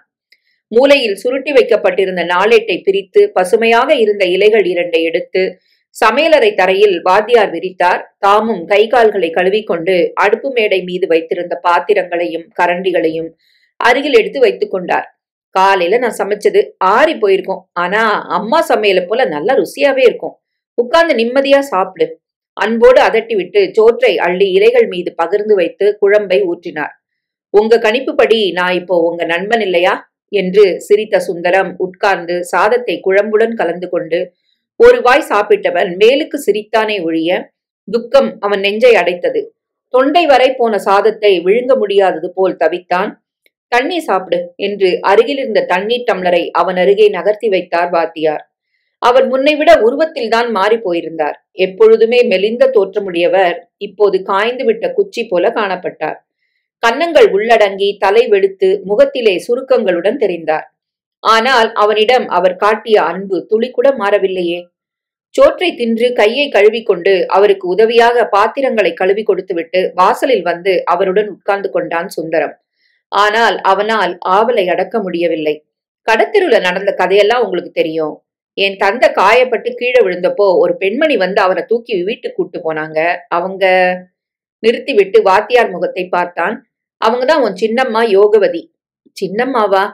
பதறாத, விஷயத்த முழுசா கேளு. உன் தந்தை இப்ப ரொம்பவே மாறிட்டு இருக்கிறாரு. குடிக்கிறத கைவிட்டுட்டாருன்னா உனக்கு அதிசயமா இருக்கும். அப்பா மறுகல்யாணம் செய்து கொண்டதை கேட்கவே அதிசயமா இருக்கு. அது உன் தந்தை செஞ்ச தப்பு இல்ல. யோகவதி பக்கத்து ஊரை சேர்ந்த பொண்ணு. சின்ன வயசுல விதவையாகிட்டா. அவளை யாரோ மறுகல்யாணம் செய்துக்கிறதா ஆசை காட்டி நகை நட்டோட கடத்திட்டு போய் ரயிலடியில அவ பெட்டி பணத்தோட மறைஞ்சு போயிட்டான். அந்த அவமானத்தை தாங்க முடியாம அவ தற்கொலை செஞ்சுக்க நம்ம கோயில் கிணத்தை தேடி அதுல விழப்போனவள குடி போதையில அதன் அருகே படுத்து கிடந்த உன் அப்பா நிதானத்தை அடைஞ்சவரு எழுந்து சட்டுன்னு பிடிச்சு காப்பாத்திட்டாரு. அவ ஒரு விதவை, அப்பா மனைவி இழந்தவர். சரியான பொருத்தம் தான். அப்படி மனக்கசப்போட பேசாத. நாகப்பன் வந்து விஷயத்த சொல்லி என் ஆலோசனைய கேட்டாரு. ஊர் பஞ்சாயத்தை கூட்டி நடந்ததை சொன்னோம். உன் தந்தை அவளை கட்டிக்கிட்டு வச்சு காப்பாத்தணும்னு பஞ்சாயத்து தீர்ப்பு சொல்லுச்சு. இந்த வயசுல அப்பாவுக்கு 2ஆம் கல்யாணமா? உன் சின்னம்மா சாதாரண பெண்ணு இல்ல, நல்ல உழைப்பாளி. வரும்போது உங்க நிலத்தை பார்த்திருப்பிய, பசேல்னு. எப்படி கிளி கொஞ்சுது. நிலத்துல நாள் முழுவதும் பாடுபட்டு காய்கறி பலதும் பயிர் செஞ்சு அதுகளை நகரத்து மார்க்கெட்ல வித்து பணத்தை போட்டு வீட்டை சீர்திருத்தினதோட உன் அப்பாவோட குடிப்பழக்கத்தை நிறுத்தி அவரை ஒரு மனுஷனா மாத்திருக்கா. ஒரு தடவை ஒருத்தங்கிட்ட ஏமாந்து போனதாலோ என்னவோ அவ ரொம்ப துணிச்சலான பொண்ணா மாறிட்டா. ஒரு கையில கொடுக்கருவாளும் இன்னொரு கைய இடுப்புலயும் வச்சுக்கிட்டு அவன் நின்னா ஊர் ஆம்பளை அத்தனை பேரும் பயந்து நடுங்கி போயிருவான். காளியாத்தா வந்து பொண்ணு உருவுல நிக்கிறாப்புல ஒரு தோற்றம். ரொம்ப நெஞ்செழுத்தக்காரி, ஆனா நல்லவ. எங்க வயல் மேல ரொம்ப கடன் இருந்துச்சே, அதான் எனக்கு தெரியல. உன் சின்னம்மா வந்து வீட்டுல புகுந்தப்புறம் சில நாட்கள் அந்த கடனை யாரோ அடைக்க உதவிட்டாங்க. இப்போ உன் அப்பா வீடும் வாசலுமா மனைவியோட நிலத்துல பாடுபட்டுக்கிட்டு ரொம்ப நல்ல மனுஷனா மாறிட்டாரு. அவரு எப்படியானா எனக்கு என்ன? அந்த வீட்டு பக்கம் போகவோ என் தந்தையோட உறவை புதுப்பிக்கவோ எனக்கு எண்ணமே இல்ல. சுந்தரம், நீ ரொம்ப வெறுப்போட பேசுற. என் வெறுப்புக்கும் வேதனைக்கும் காரணம் இருக்கு இல்லையா? உங்களுக்கு தெரிஞ்ச கதை தானே சார். இந்த அப்பனால நான் கொலகாரனாகி 8.5 வருஷம் ஜெயில இருந்தவன், படிப்பை இழந்தவன், என் இளமையோட ஒரு பகுதியை பறி கொடுத்தவன், ஊரார் முன்னாடி மாஜி கைதிங்கிற பட்டத்தோட நிக்கிறவன். படபடவென பேசிய சுந்தரம் திடீரென்று விசும்பி விசும்பி அழ ஆரம்பித்தான். சுந்தரம், நீ இப்படி மனச தளர விடக்கூடாது. நீ படிச்ச ஆம்பளையாச்சே. கையில எடுத்த வெற்றிலை பெட்டியில் போட்டுவிட்டு எழுந்து வந்து அவனை அணைத்து கொண்டு அருணாச்சலம் ஆறுதல் கூறினார். வாத்தியார் ஐயா, உங்களுக்கு மறுப்பு இல்லைன்னா நான் உங்களோட இங்கே இருந்துடுறேன். கண்களை துளைத்து கொண்டு பரிதாபமாக அவன் கேட்டபோது அருணாச்சலம் மனம் கரைந்து போனார். சுந்தரம், நீ எத்தனை நாள் வேணுனாலும் என்னோட இருக்கலாம். ஆனா ஒரு நாள் இல்லாட்டி ஒரு நாள் உன் அப்பாவை அணுகி பேசி அவரை புரிஞ்சுக்க முயலணும். ஆகட்டும், பார்க்கலாம் என்றான் சுந்தரம். தந்தையை பார்த்து பேசும் முன் அவன் கௌரியை பார்த்து பேச வேண்டும். அதை வாத்தியார் ஐயாவிடம் எப்படி சொல்வான்? நெற்றியில் பட்டையான விபூதி, சலவையிலிருந்து எடுத்த மல்ஜிப்பா வேட்டி, தோள் மீது சரிகை உத்திரியம், கழுத்திலே தங்கச் சங்கிலி, முருகன் உருவம் பதித்த டாலர் என்ற அலங்காரத்தில் நமச்சிவாயம் தங்கள் வீட்டு வாயில் திண்ணையில் உட்கார்ந்திருந்தான். பெரியதனக்காரர் சிவஞானத்தின் மகன் என்ற தகுதியை தவிர அவனுக்கென்று அதிகம் எதுவும் கிடையாது என்பதை கிராமமே அறியும். ஆனாலும் பணம் இருக்கும் அகந்தை மனிதனை பாடாத பாடு படுத்தி கொண்டிருந்தது. 10 வகுப்பு படித்து முடிக்கும் முன் பல தடவை குட்டிக்கரணம் போட்டவன் தங்கை BA பட்டதாரியாகிவிட்டதை அறிய உள்ளூர பொறாமை. அத்துடன் கிழவர் சிவஞானம் பிராணனை விடும் முன் எழுதி வைத்த உயிரின்படி பாதி சொத்துக்கு அவளும் பங்குதாரர் என்ற ஆத்திரமும் அவனுக்குள் அனலாக சுழன்று கொண்டிருந்தது. உள்ளே இருந்து மனைவி பொன்மணி ஒரு டம்ளரில் காஃபியும் தட்டில் நெய் முறுக்கும் எடுத்து வந்து திண்ணை மீது அவன் அருகில் வைத்தாள். ஆமா, பகல் சாப்பாட்டுக்கு வந்தப்போ முகத்தை தொங்க போட்டுக்கிட்டு இருந்தீங்களே, அது ஏனா? மெல்ல விசாரித்தாள். நம்ம நிலத்துக்கு நடுவுல நெருஞ்சி முள் போல நாகப்பன் நிலம் ஒரு துண்டு இருந்துகிட்டு காலம் முழுசும் எனக்கு கவலையை கொடுத்துக்கிட்டு இருக்குது இல்லையா? அந்த நிலத்து மேல நாகப்பன் நம்ம மூலக்கடை செட்டி கிட்ட கழுத்து மட்டும் கடன் வாங்கியிருக்கிறான். செட்டியாருக்கு 10 ரூபா கூட கொடுத்து அடமானத்தை நான் எடுத்துக்கிட்டு ஏலத்துக்கு கொண்டு வந்து அதை நம்மள முடக்கிடலாம் திட்டம் போட்டிருந்தேன். வரப்போ செட்டியார விசாரிச்சப்போ பகீர்னு ஆயிட்டுது. முந்தா நேத்து அவன் மொத்த கடனையும் தீர்த்துட்டு விடுதலை பத்திரத்தை வாங்கிக்கிட்டானா. பக்குன்னு போயிட்டுது எனக்கு. ஏதாவது புதையல் எடுத்தானா? இவனுக்கு ஏது பணம்? லாட்டரி சீட்டு விழுந்துச்சா? அப்படி இருந்தா பேப்பர்ல போட்டிருப்பாங்களே. ஒரு சமயம் இவன் கட்டிக்கிட்டு இருக்க அந்த முண்டச்சி நகை நட்டுகளை வித்து கொடுத்தாளோ? எல்லாம் உங்க அப்பா செஞ்ச வேலை. அவர் தானே இந்த ஊருக்கு பஞ்சாயத்து தலைவர். அவர் தலைமையில ஊரை கூட்டி அந்த வாத்தியார் அந்த முண்டச்சியை நிறுத்தி வச்சு ஜனங்க கிட்ட ஒப்புதல் வாங்கி அவளுக்கு நடு வீட்டுல தாலி கட்ட வச்சுட்டாரு. எங்க அப்பா மேல குறை சொல்றீங்க. உங்க மேல 1000 குறை சொல்ல வேண்டியப்பட்டது என் மனசுல இருக்கு. உங்க தங்கச்சி ஊர் மாடு போல தெரியுறா. அவளை உங்களால அடக்க முடியல. பொன்மணி கோபத்துடன் சீறினாள். நான் என்ன செய்வேன்? அவ ஒருத்தனையும் கட்டிக்க மாட்டேங்கிறா. அந்த பாவியை நினைச்சுக்கிட்டு உருகுறா. உனக்கு சங்கதி தெரியுமா? அந்த சண்டாளன் ஜெயில இருந்து திரும்பிட்டான். அட கன்றாவியே, சட்டு புட்டுன்னு உங்க தங்கச்சிய 2ஆம் தாரமாவது எவனுக்காவது கட்டி வைக்க பாருங்க. கல்யாண வயசு தாண்டினவளை சின்ன வயசுக்காரனா எவன் வந்து கட்டுவான்? நான் வற்புறுத்துனா கிணத்துல விழுந்துருவேன் பயமுறுத்துறா. ஆமா, அவ இப்ப எங்க? இன்னொரு முறுக்கை நொறுக்கினான். அது என்னவோ முதியோர் கல்வியாமே. உங்க அப்பா அவ மேல எழுதி வச்சு கடத்தரு வீட்டுல போன வாரம் அந்த வாத்தியார் ஒரு பள்ளிக்கூடத்தை திறந்து வச்சாரு. ஊர்ல இருக்கிற கிழடுகளுக்கெல்லாம் நைட்டு பாடம் கத்து கொடுக்குறா. அதுக்கு போயிருக்கா. அந்த வாத்தியார் வேலை இதெல்லாம். கையெறிய அவளா சம்பாரிச்சா. எங்க அப்பன் சொத்து அந்த வீடு மண்டைய போடுறதுக்கு முந்தி அவ மேல எழுதி வச்சுட்டாரு. அந்த திமிர் அவளுக்கு. பற்களை கடித்தான் நமச்சிவாயம். ஒரு கல்யாணத்தை செஞ்சு வச்சுட்டா அவ கொட்டம் அடங்கிடும்னு பாத்துக்கிட்டே இருங்க. பொன்மணி பேசி முடிப்பதற்குள் காலடி சத்தம் கேட்டது. அந்த முரடர்கள் மூவரும் கையை கட்டி கொண்டு பணிவுடன் நமச்சிவாயம் எதிரில் வந்து நின்றார்கள். நீங்க 3 பேரு அந்த ஜெயிலுக்கு போயிட்டு வந்த அந்த நாய்கிட்ட அடி வாங்குனீங்களாமே. எனக்கு மானமே சிந்தி போச்சு. கோபத்துடன் காஃபியை பருகினான். பொன்மணி, இவங்களுக்கு தாகத்துக்கு காஃபியும் திங்க முறுக்கும் கொண்டு வந்து கொடு உத்தரவிட்டான். அண்ணாச்சி, இப்ப கூட ஒன்னும் மோசமாகிடல. கடத்தெருவே நம்ம பக்கம் சாட்சி சொல்ல இருக்கேன். இந்த ஊருக்கு மாத்தலாய் வந்திருக்கிற சப் இன்ஸ்பெக்டர் நெளிவு சுழிவு தெரியாத சின்ன வயசுக்காரரு. ஊர் புதுசு. சிரித்தான் வீரத்தேவன். உங்களை சுந்தரம் பைய அடிச்சு காயப்படுத்தினான். அவன் விடுதலையான ஒரு கொலகாரன்னு போய் ஒரு புகார் கொடுங்க. ஏவி விட்டான் நமச்சிவாயம். நேர்மையாக தன் உத்தியோகத்தை கவனிக்க அந்த ஊரில் வந்து வேலையை மேற்கொண்ட 2வது நாளே ஒரு அடிதடி கேஸ் என்றதும் ராமதுரை உஷாராகினான். நேரே அதை கவனிக்க புறப்பட்டான். வாத்தியார் அருணாச்சலத்தின் வீட்டு வாசலிலே போலீஸ்காரர் வந்து நின்றதுமே தெரு கூடிவிட்டது. உள்ளே இருந்து வந்து வணக்கம் தெரிவித்தார் வாத்தியார் ஐயா. விடுதலாய் வந்திருக்கிற சுந்தரம் உங்களோட தானே தங்கி இருக்கிறாரு? உத்தியோக தோரணையில் கேட்டான் ராமதுரை. ஆமா, இப்போ கடத்தர் வரைக்கும் போயிருக்கிறான். உட்காருங்க, வந்துருவான். அவசியம் இல்ல.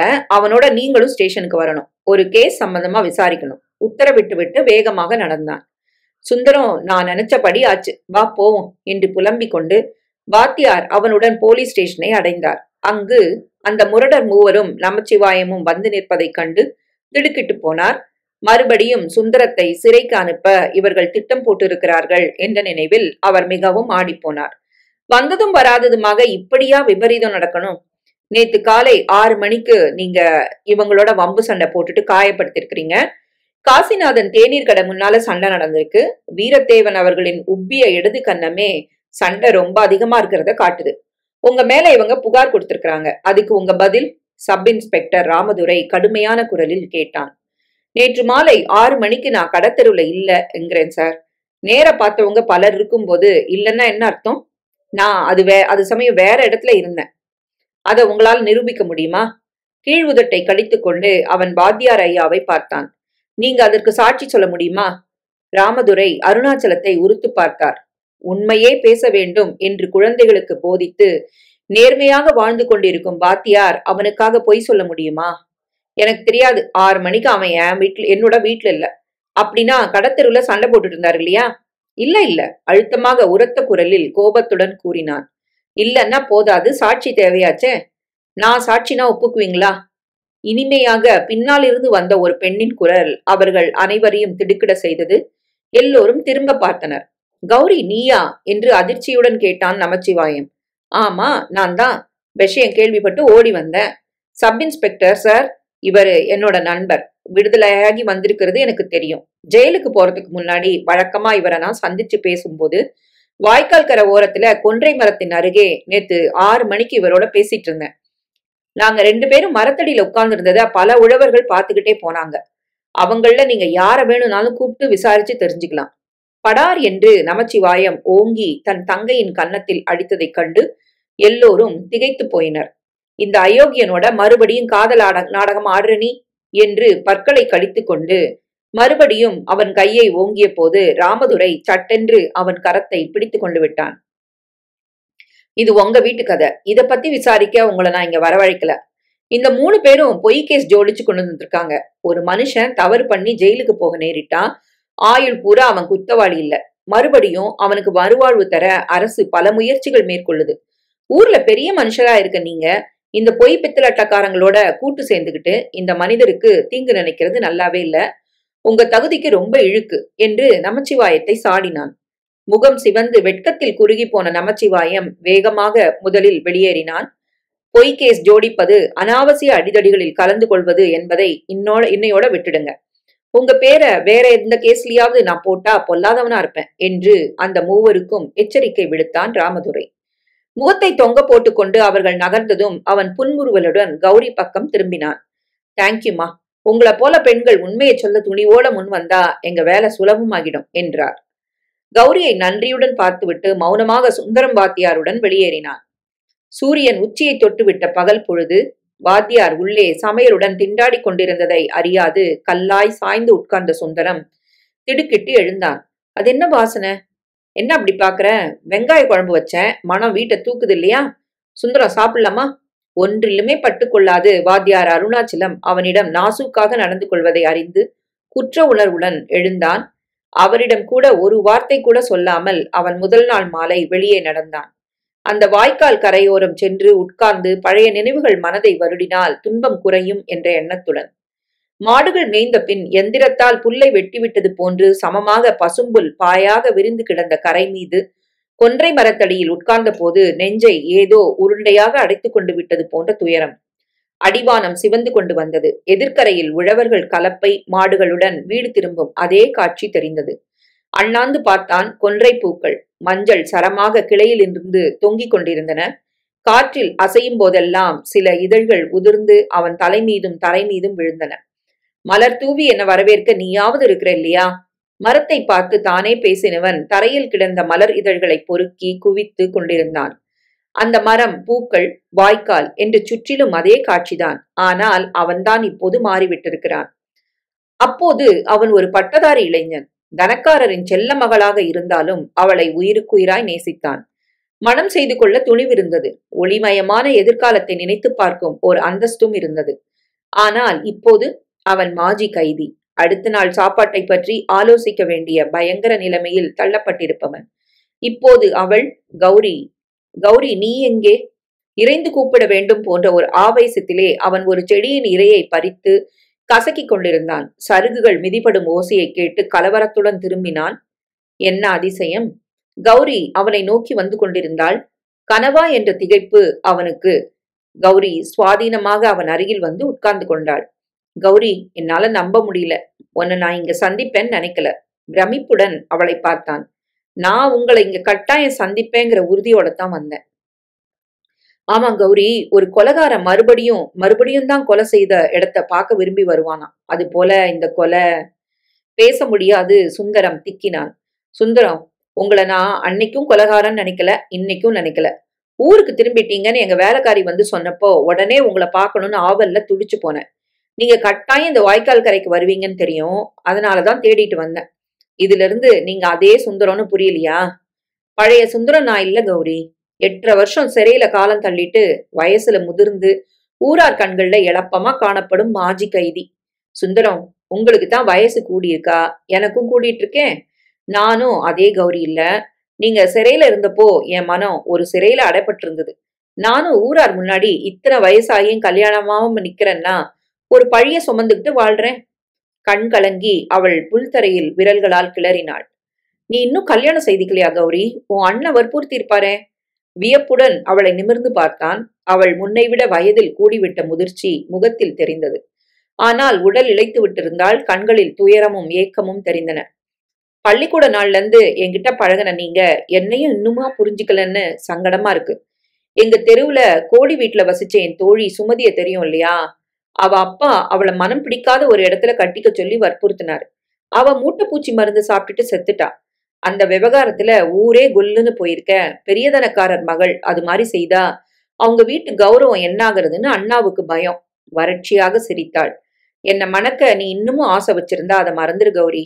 இந்த முடிவுனால உனக்கு எந்த நன்மையும் கிடையாது. இப்போ மாஜி கைதியா மக்கள் மத்தியில வந்திருக்கிறேன். ஏன் வந்தேன்னு கேட்காத. ஏன் பிறந்த ஊரு, வேற போக்கடம் கிடையாதுன்னு வந்தேன். வாத்தியார் ஐயா கிட்ட யோசனை கேட்டு என் வாழ்வை ஒழுங்காக்கிக்க வந்தேன். உன்னை பார்க்கணும்னு ஆசைப்பட்டேன். நீ வேற ஒருத்தர் மனைவி ஆயிட்டு இருந்தாலும் உன்னை வாழ்த்திட்டு போயிருப்பேன் கௌரி. சுந்தரம், உங்க உயர்ந்த மனதுக்காக நான் உங்களை அன்னைக்கும் விரும்பினேன், இன்னைக்கும் விரும்புறேன். மடத்தனமா பேசாத கௌரி. இன்னைக்கு நான் என்னையே காப்பாத்திக்க முடியாத ஒரு நிலையில இருக்கேன். நான் ஒரு மனுஷனா தலை நிமிந்து உன்னை கட்டிக்க வரப்போ நீ கிழவி ஆயிடுவ. எனக்காக உன் இளமைய, உன் அழகான வாழ்வை பாழடிச்சுக்காத. அண்ணா போல என்னை வற்புறுத்தாதீங்க. மறுபடி என்னை உயிரோட பார்க்க மாட்டீங்க. சரி, இந்த தர்க்கம் என்னத்துக்கு? அப்புறம் பேசலாம். இப்போ நான் சூடா உங்களுக்காக எடுத்துட்டு வந்திருக்கிற தோசைகளை சாப்பிடுங்க. உன் அண்ணன் வீட்டு பொருள் எதுவுமே எனக்கு வேண்டாம் கௌரி. அது எனக்கு தெரியும் சுந்தரம். அதனால என் காசை போட்டு எங்க தெருவுல தோசை சுட்டு விற்கிற மருதாயிட்டு வந்து இதுகளை வாங்கிட்டு வந்திருக்கேன். பசியா இருப்பீங்கன்னு எனக்கு தெரியும், சாப்பிடுங்க என்று கூறியபடி கையில் சுருட்டி கொண்டு வந்த காகித பொட்டலத்தை புல்தரை மீது விரித்தாள். அன்று பகல் வாத்தியார் அளித்த உணவு அவனது அரை வயிற்றுக்கு கூட காணவில்லை. அவனுக்கு நல்ல பசிதான். ஆவலுடன் தோசையை புட்டு சட்டினியில் தொட்டு வேகமாக விழுங்கினான். வாய்க்கால் தண்ணியை தாகம் தீர அள்ளி குடித்தான். பிறகு வெகுநேரம் இருவரும் பேசிக் கொண்டிருந்தனர். சிறை வாழ்க்கையை பற்றி அவன் விவரித்ததை கேட்டு கௌரி விம்மி அழுது விட்டாள். இருட்டிட்டு போகுது கௌரி, நீ வீட்டுக்கு திரும்புறது நல்லது என்று அவளை அனுப்பிவிட்டு எழுந்தான். கௌரி தானே அவனை காண வந்தது பற்றி மனதிற்கு மகிழ்ச்சியாக இருந்தது, தெம்பாகவும் இருந்தது. என்ன ரொம்ப யோசனையா இருக்க? குழம்பு எப்படி இருக்குதுன்னு கூட ஒரு வார்த்தையை காணுமே. அருணாச்சலம் கேட்டுவிட்டு எழுந்தார். உணவுக்கு பின் வாசலில் வந்து உட்கார்ந்த பின் தான் அவன் பேச ஆரம்பித்தான். கௌரி வந்து போலீஸ் ஸ்டேஷன்ல எனக்காக சாட்சி சொன்னதை பத்தி நீங்க என்ன நினைக்கிறீங்க ஐயா? என்ன நினைக்கிறது? அவ ஒன்ன ரொம்ப நேசிக்கிறா. வாத்தியார் ஐயா, நீங்க நல்லா யோசிச்சு சொல்லுங்க. கௌரிய கட்டிக்க எனக்கு தகுதி இருக்கு? சிறை தண்டனையை முடிச்சுட்டு வெளியே வந்தப்பவே உனக்கு ஒரு மறுபிறவி ஆரம்பிச்சிருக்கு. பழைய ஏட்ட மூடிட்டு புது ஏட்ட புரட்டு. உன்ன அப்படி தகுதி உடையவனா செய்யறதுக்க முயலக்கூடாதா?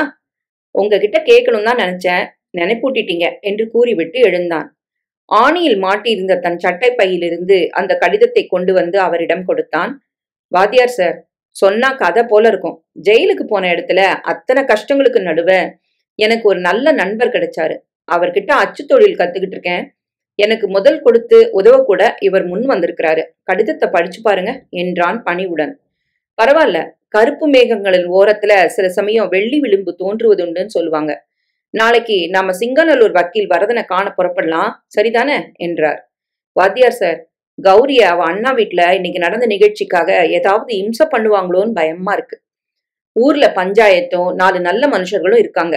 நமச்சிவாயம் தான் இஷ்டத்துக்கு நடக்கிறத பார்த்துட்டு சும்மா இருக்க மாட்டாங்க. எல்லாத்தையும் விட கௌரி ரொம்ப துணிவான பொண்ணு, அதனால நீ கவலைப்படாத என்றார்.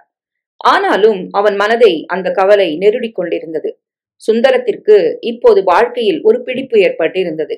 சிங்கநல்லூரில் இருந்த அந்த சிறு அச்சகத்தில் வேலை பார்க்கும் வாய்ப்பு ஏற்பட்டதிலிருந்து மனதில் இருந்த கசப்பு சிறிது மறைந்து தெம்பு ஏற்பட்டிருந்தது.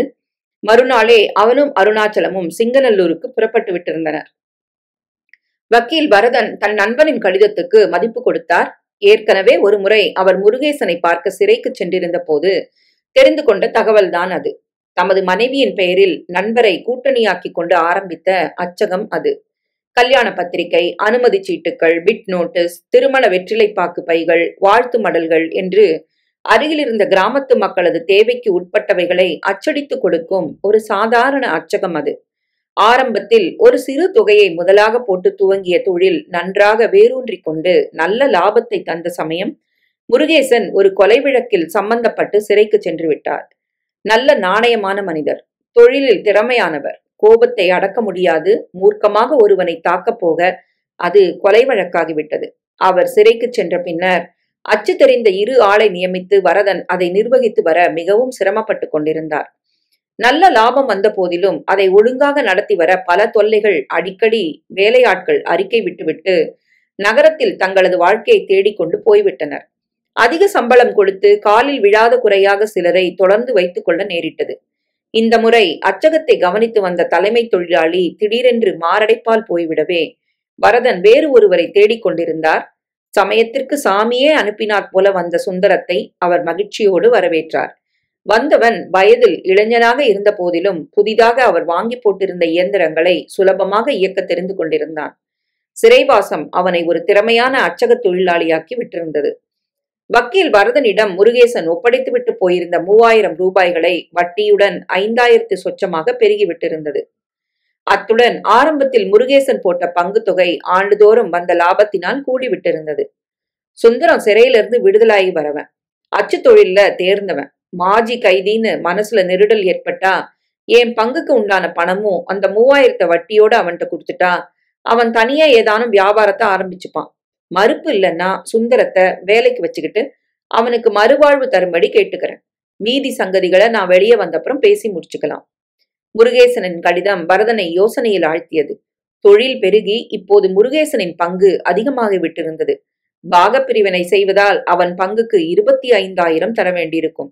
அத்துடன் கூட போட்டு புரட்டி கொண்டிருக்கும் அந்த முதலையும் சேர்த்தால் வட்டியுடன் எல்லாம் 35,000 தொட்டுவிடும். எனவே சுந்தரத்தை மறுப்பு இன்றி ஏற்பதுதான் தகுந்த செய்கை என்றுதான் அவர் அவனை தமது அச்சகத்தில் வேலை பார்க்க சேர்த்து கொண்டு விட்டிருந்தார். அவன் உழைப்புக்கு மாதம் 300 ரூபாயும் வருஷ முடிவில் லாபத்தில் பங்கும் என்று அருணாச்சலத்தின் முன்னிலையில் ஒப்புக்கொண்டிருந்தார். சுந்தரம் வேலைக்கு போக ஆரம்பித்து மாதங்கள் 2 மறைந்தோடி போயின. ஆளும் வெகுவாக மாறிவிட்டிருந்தான். காலையில் எழுந்து குளித்து முடித்துவிட்டு சுத்தமாக உடை உடுத்திக் கொண்டு கடைத்தெருவிலே காஃபி பலகாரத்தை முடித்துக்கொண்டு பஸ்ஸில் புறப்படுவான். சிங்கநல்லூர் நிறுத்தத்திலே நெடுஞ்சாலையில் இறங்கி ஊருக்குள் பொடிநடையாக விரைந்து சென்று அச்சகம் அடைந்து விடுவான். அணிந்து வந்த உடைகளை கழற்றிவிட்டு அச்சகத்து சீருடையில் அவன் வேலையை ஆரம்பித்தால் பகல் உணவு நேரம் வரை அவன் உண்டு வேலை உண்டு என்று உழைப்பான். பின்னர் அந்த தெருவில் கோடி வீட்டு குப்பம்மா நடத்தி வந்த சோற்று கடைக்கு சென்று பகல் சாப்பாட்டை முடித்துக் கொள்வான். மாலை 4 மணி அளவில் அச்சகத்தில் வேலை செய்த அத்தனை பேருக்கும் வரதன் மனைவி ஒரு அலுமினிய கெட்டிலில் சூடான தேநீர் அனுப்பி வைப்பாள். அவனும் ஒரு டம்ளர் தேநீரை ஊற்றி குடித்துவிட்டு உற்சாகத்துடன் அச்சகம் மூடும் வரை வேலை செய்துவிட்டு பின்னர் கைகால் முகம் கழுவிக்கொண்டு புறப்படுவான். ஊருக்கு திரும்பும் போது அவன் வெறுங்கையுடன் போவதில்லை. சிங்கநல்லூர் கடைத்தெருவில் இருந்த ஹோட்டல் பக்கோடா தயாரிப்பில் பிரசித்தி பெற்றிருந்தது. ஒரு பொட்டலம் பக்கோடாவோ ஓமப்பொடியோ வாத்தியார் ஐயாவுக்கு வாங்கி கொண்டு போவதை மறப்பதில்லை. நான் என்ன குழந்தையா, தினத்துக்கும் ஏதாவது வாங்கிட்டு வரியே? அருணாச்சலம் அன்புடன் கழிந்து கொள்வார். இந்த வயதில் மனிதன் மறுபடியும் குழந்தையாக விடுகிறான் என்று நீங்க தானே சொல்றது வழக்கம். என்று அவருடன் கூட சிரிக்கும் போது அந்த சிரிப்பு இப்பொழுதெல்லாம் மனதிற்குள்ளிருந்து திறந்து வந்தது. மகிழ்ச்சியில் வெளிவந்தது. ஒரு நிம்மதியில் கலகலத்தது. இரவு வாத்தியார் ஐயா அவனுக்காக ஒதுக்கி வைத்திருந்த சோற்றுடன் மோர் ஊற்றி சாப்பிட்டு விட்டு வாசலில் வந்து உட்கார்ந்து அவருடன் பேசினான். வாய் வலிக்க தன் வருங்காலத்தை பற்றி பலவும் பேசினான். நாட்கள் ஓரளவு நிம்மதியாக ஓடிக்கொண்டிருந்தன. ஆனால் சுந்தரத்திற்கு நிம்மதி உண்டா? அந்த வகையில் குறுக்கிட்டாள் அவன் வாழ்வில் ரேவதி. 10ஆம் வகுப்பு படித்துவிட்டு பருவ பெண்ணான ரேவதி கல்யாணத்தை எதிர்நோக்கி வீட்டில் தங்கிக் கொண்டிருந்தாள். வக்கீல் வரதனின் ஒரே செல்லப்பெண். ஒரு நாள் தேநீர் கெட்டிலை எடுத்துக்கொண்டு அச்சகத்திற்கு வந்தாள். பார்வையில் சுந்தரம் பட்டுவிட்டான். அச்சகத்தின் அருகில்தான் அவர்கள் வீடு இருந்தது. அச்சகத்தில் வேலை பார்த்த அனைவரையும் அவள் அறிவாள். ஆமா, யார் இந்த ஆசாமி? பார்க்க பளிச்சுன்னு சுருண்ட கிராப்பும் கூரான மூக்கும் பளபளத்த கண்களுமா? உங்க பேர் என்ன? கேட்டவள் கெட்டிலில் இருந்து ஊற்றிய தேநீர் டம்ளர் நிறைந்து வழிவதை கூட கவனிக்காது வியப்புடன் நின்றாள். படிச்சவன் போல தெரியறானே, மத்த வேலையிலிருந்து தனியா? ஒளிவிடு நட்சத்திரம் போல தெரிகிற இவனை அப்பா எப்போ அமர்த்தினார்? சுந்தரம் சுருக்கமாக சொல்லிவிட்டு தேநீரை வேகமாக குடித்துவிட்டு தன் வேலையில் ஆழ்ந்து போனான். ரேவதி அப்படி விட்டு விடுவதாக இல்லை. மறுநாள் பகல் உணவு நேரத்தில் அச்சகத்தில் யாரும் இல்லாத போது ஒரு ஸ்டீல் டப்பாவில் சோறும் குழம்பும் கலந்து சூடாக எடுத்து வந்தாள். இப்பதான் எங்க வீட்டு சமையல் முடிஞ்சது. நேத்து நீங்க குப்பம்மா கடைக்கு சோறு திங்க போறத பார்த்தேன். ஆமா, உங்க மனைவி கையில டிஃபன் எதுவும் கட்டி அனுப்புறது இல்லையா? கேட்டபடி ஒரு துண்டு வாழை இலை மீது சோற்றை வலித்து வைத்து அவன் முன் நகர்த்தினாள். இதெல்லாம் என்னத்துக்குங்க?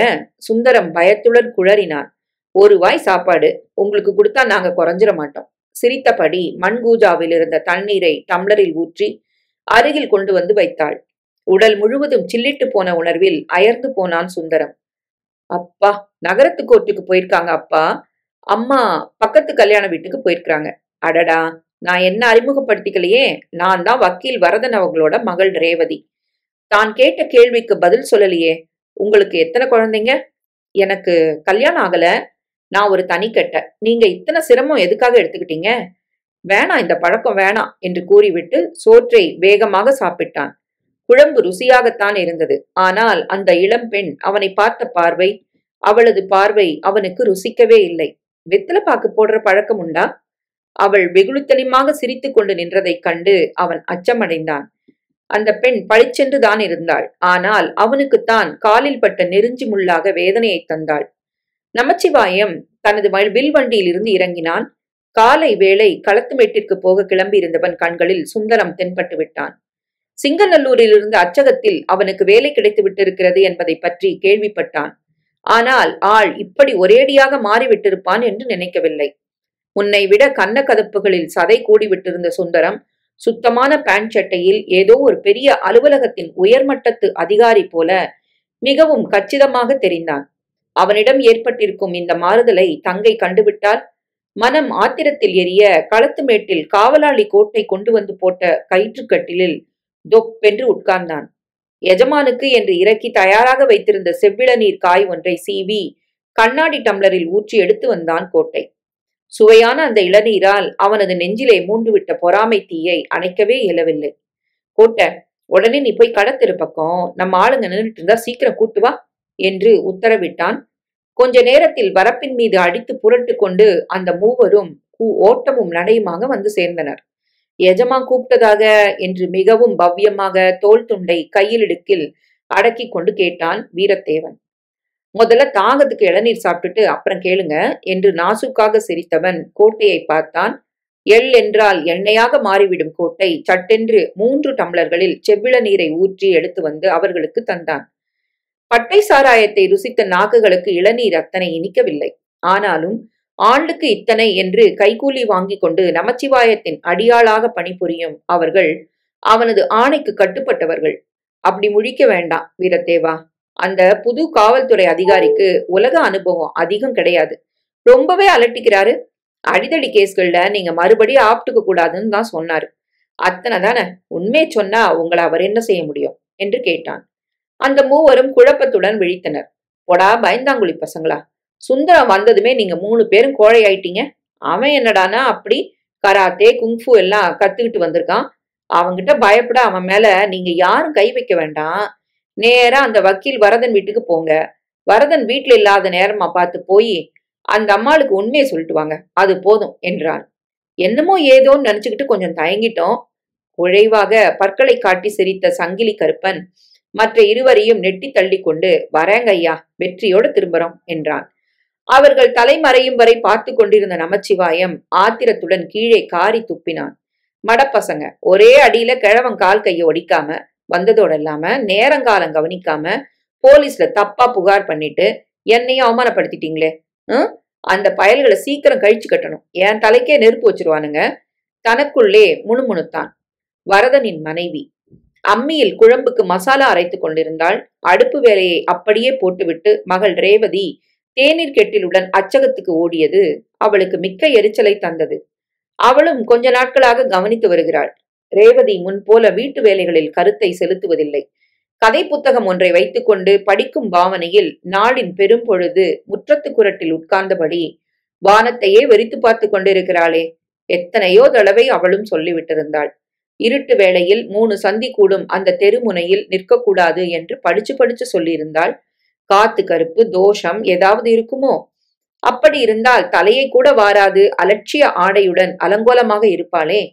அதற்கு பதில் இப்பொழுதெல்லாம் மிகவும் கருத்தோடு அலங்காரம் செய்து கொள்கிறாளே. ஒரு நாள் கட்டிய சேலையை அடுத்த நாள் துவைத்து வைத்த பின் கூட அணிவதில்லையே.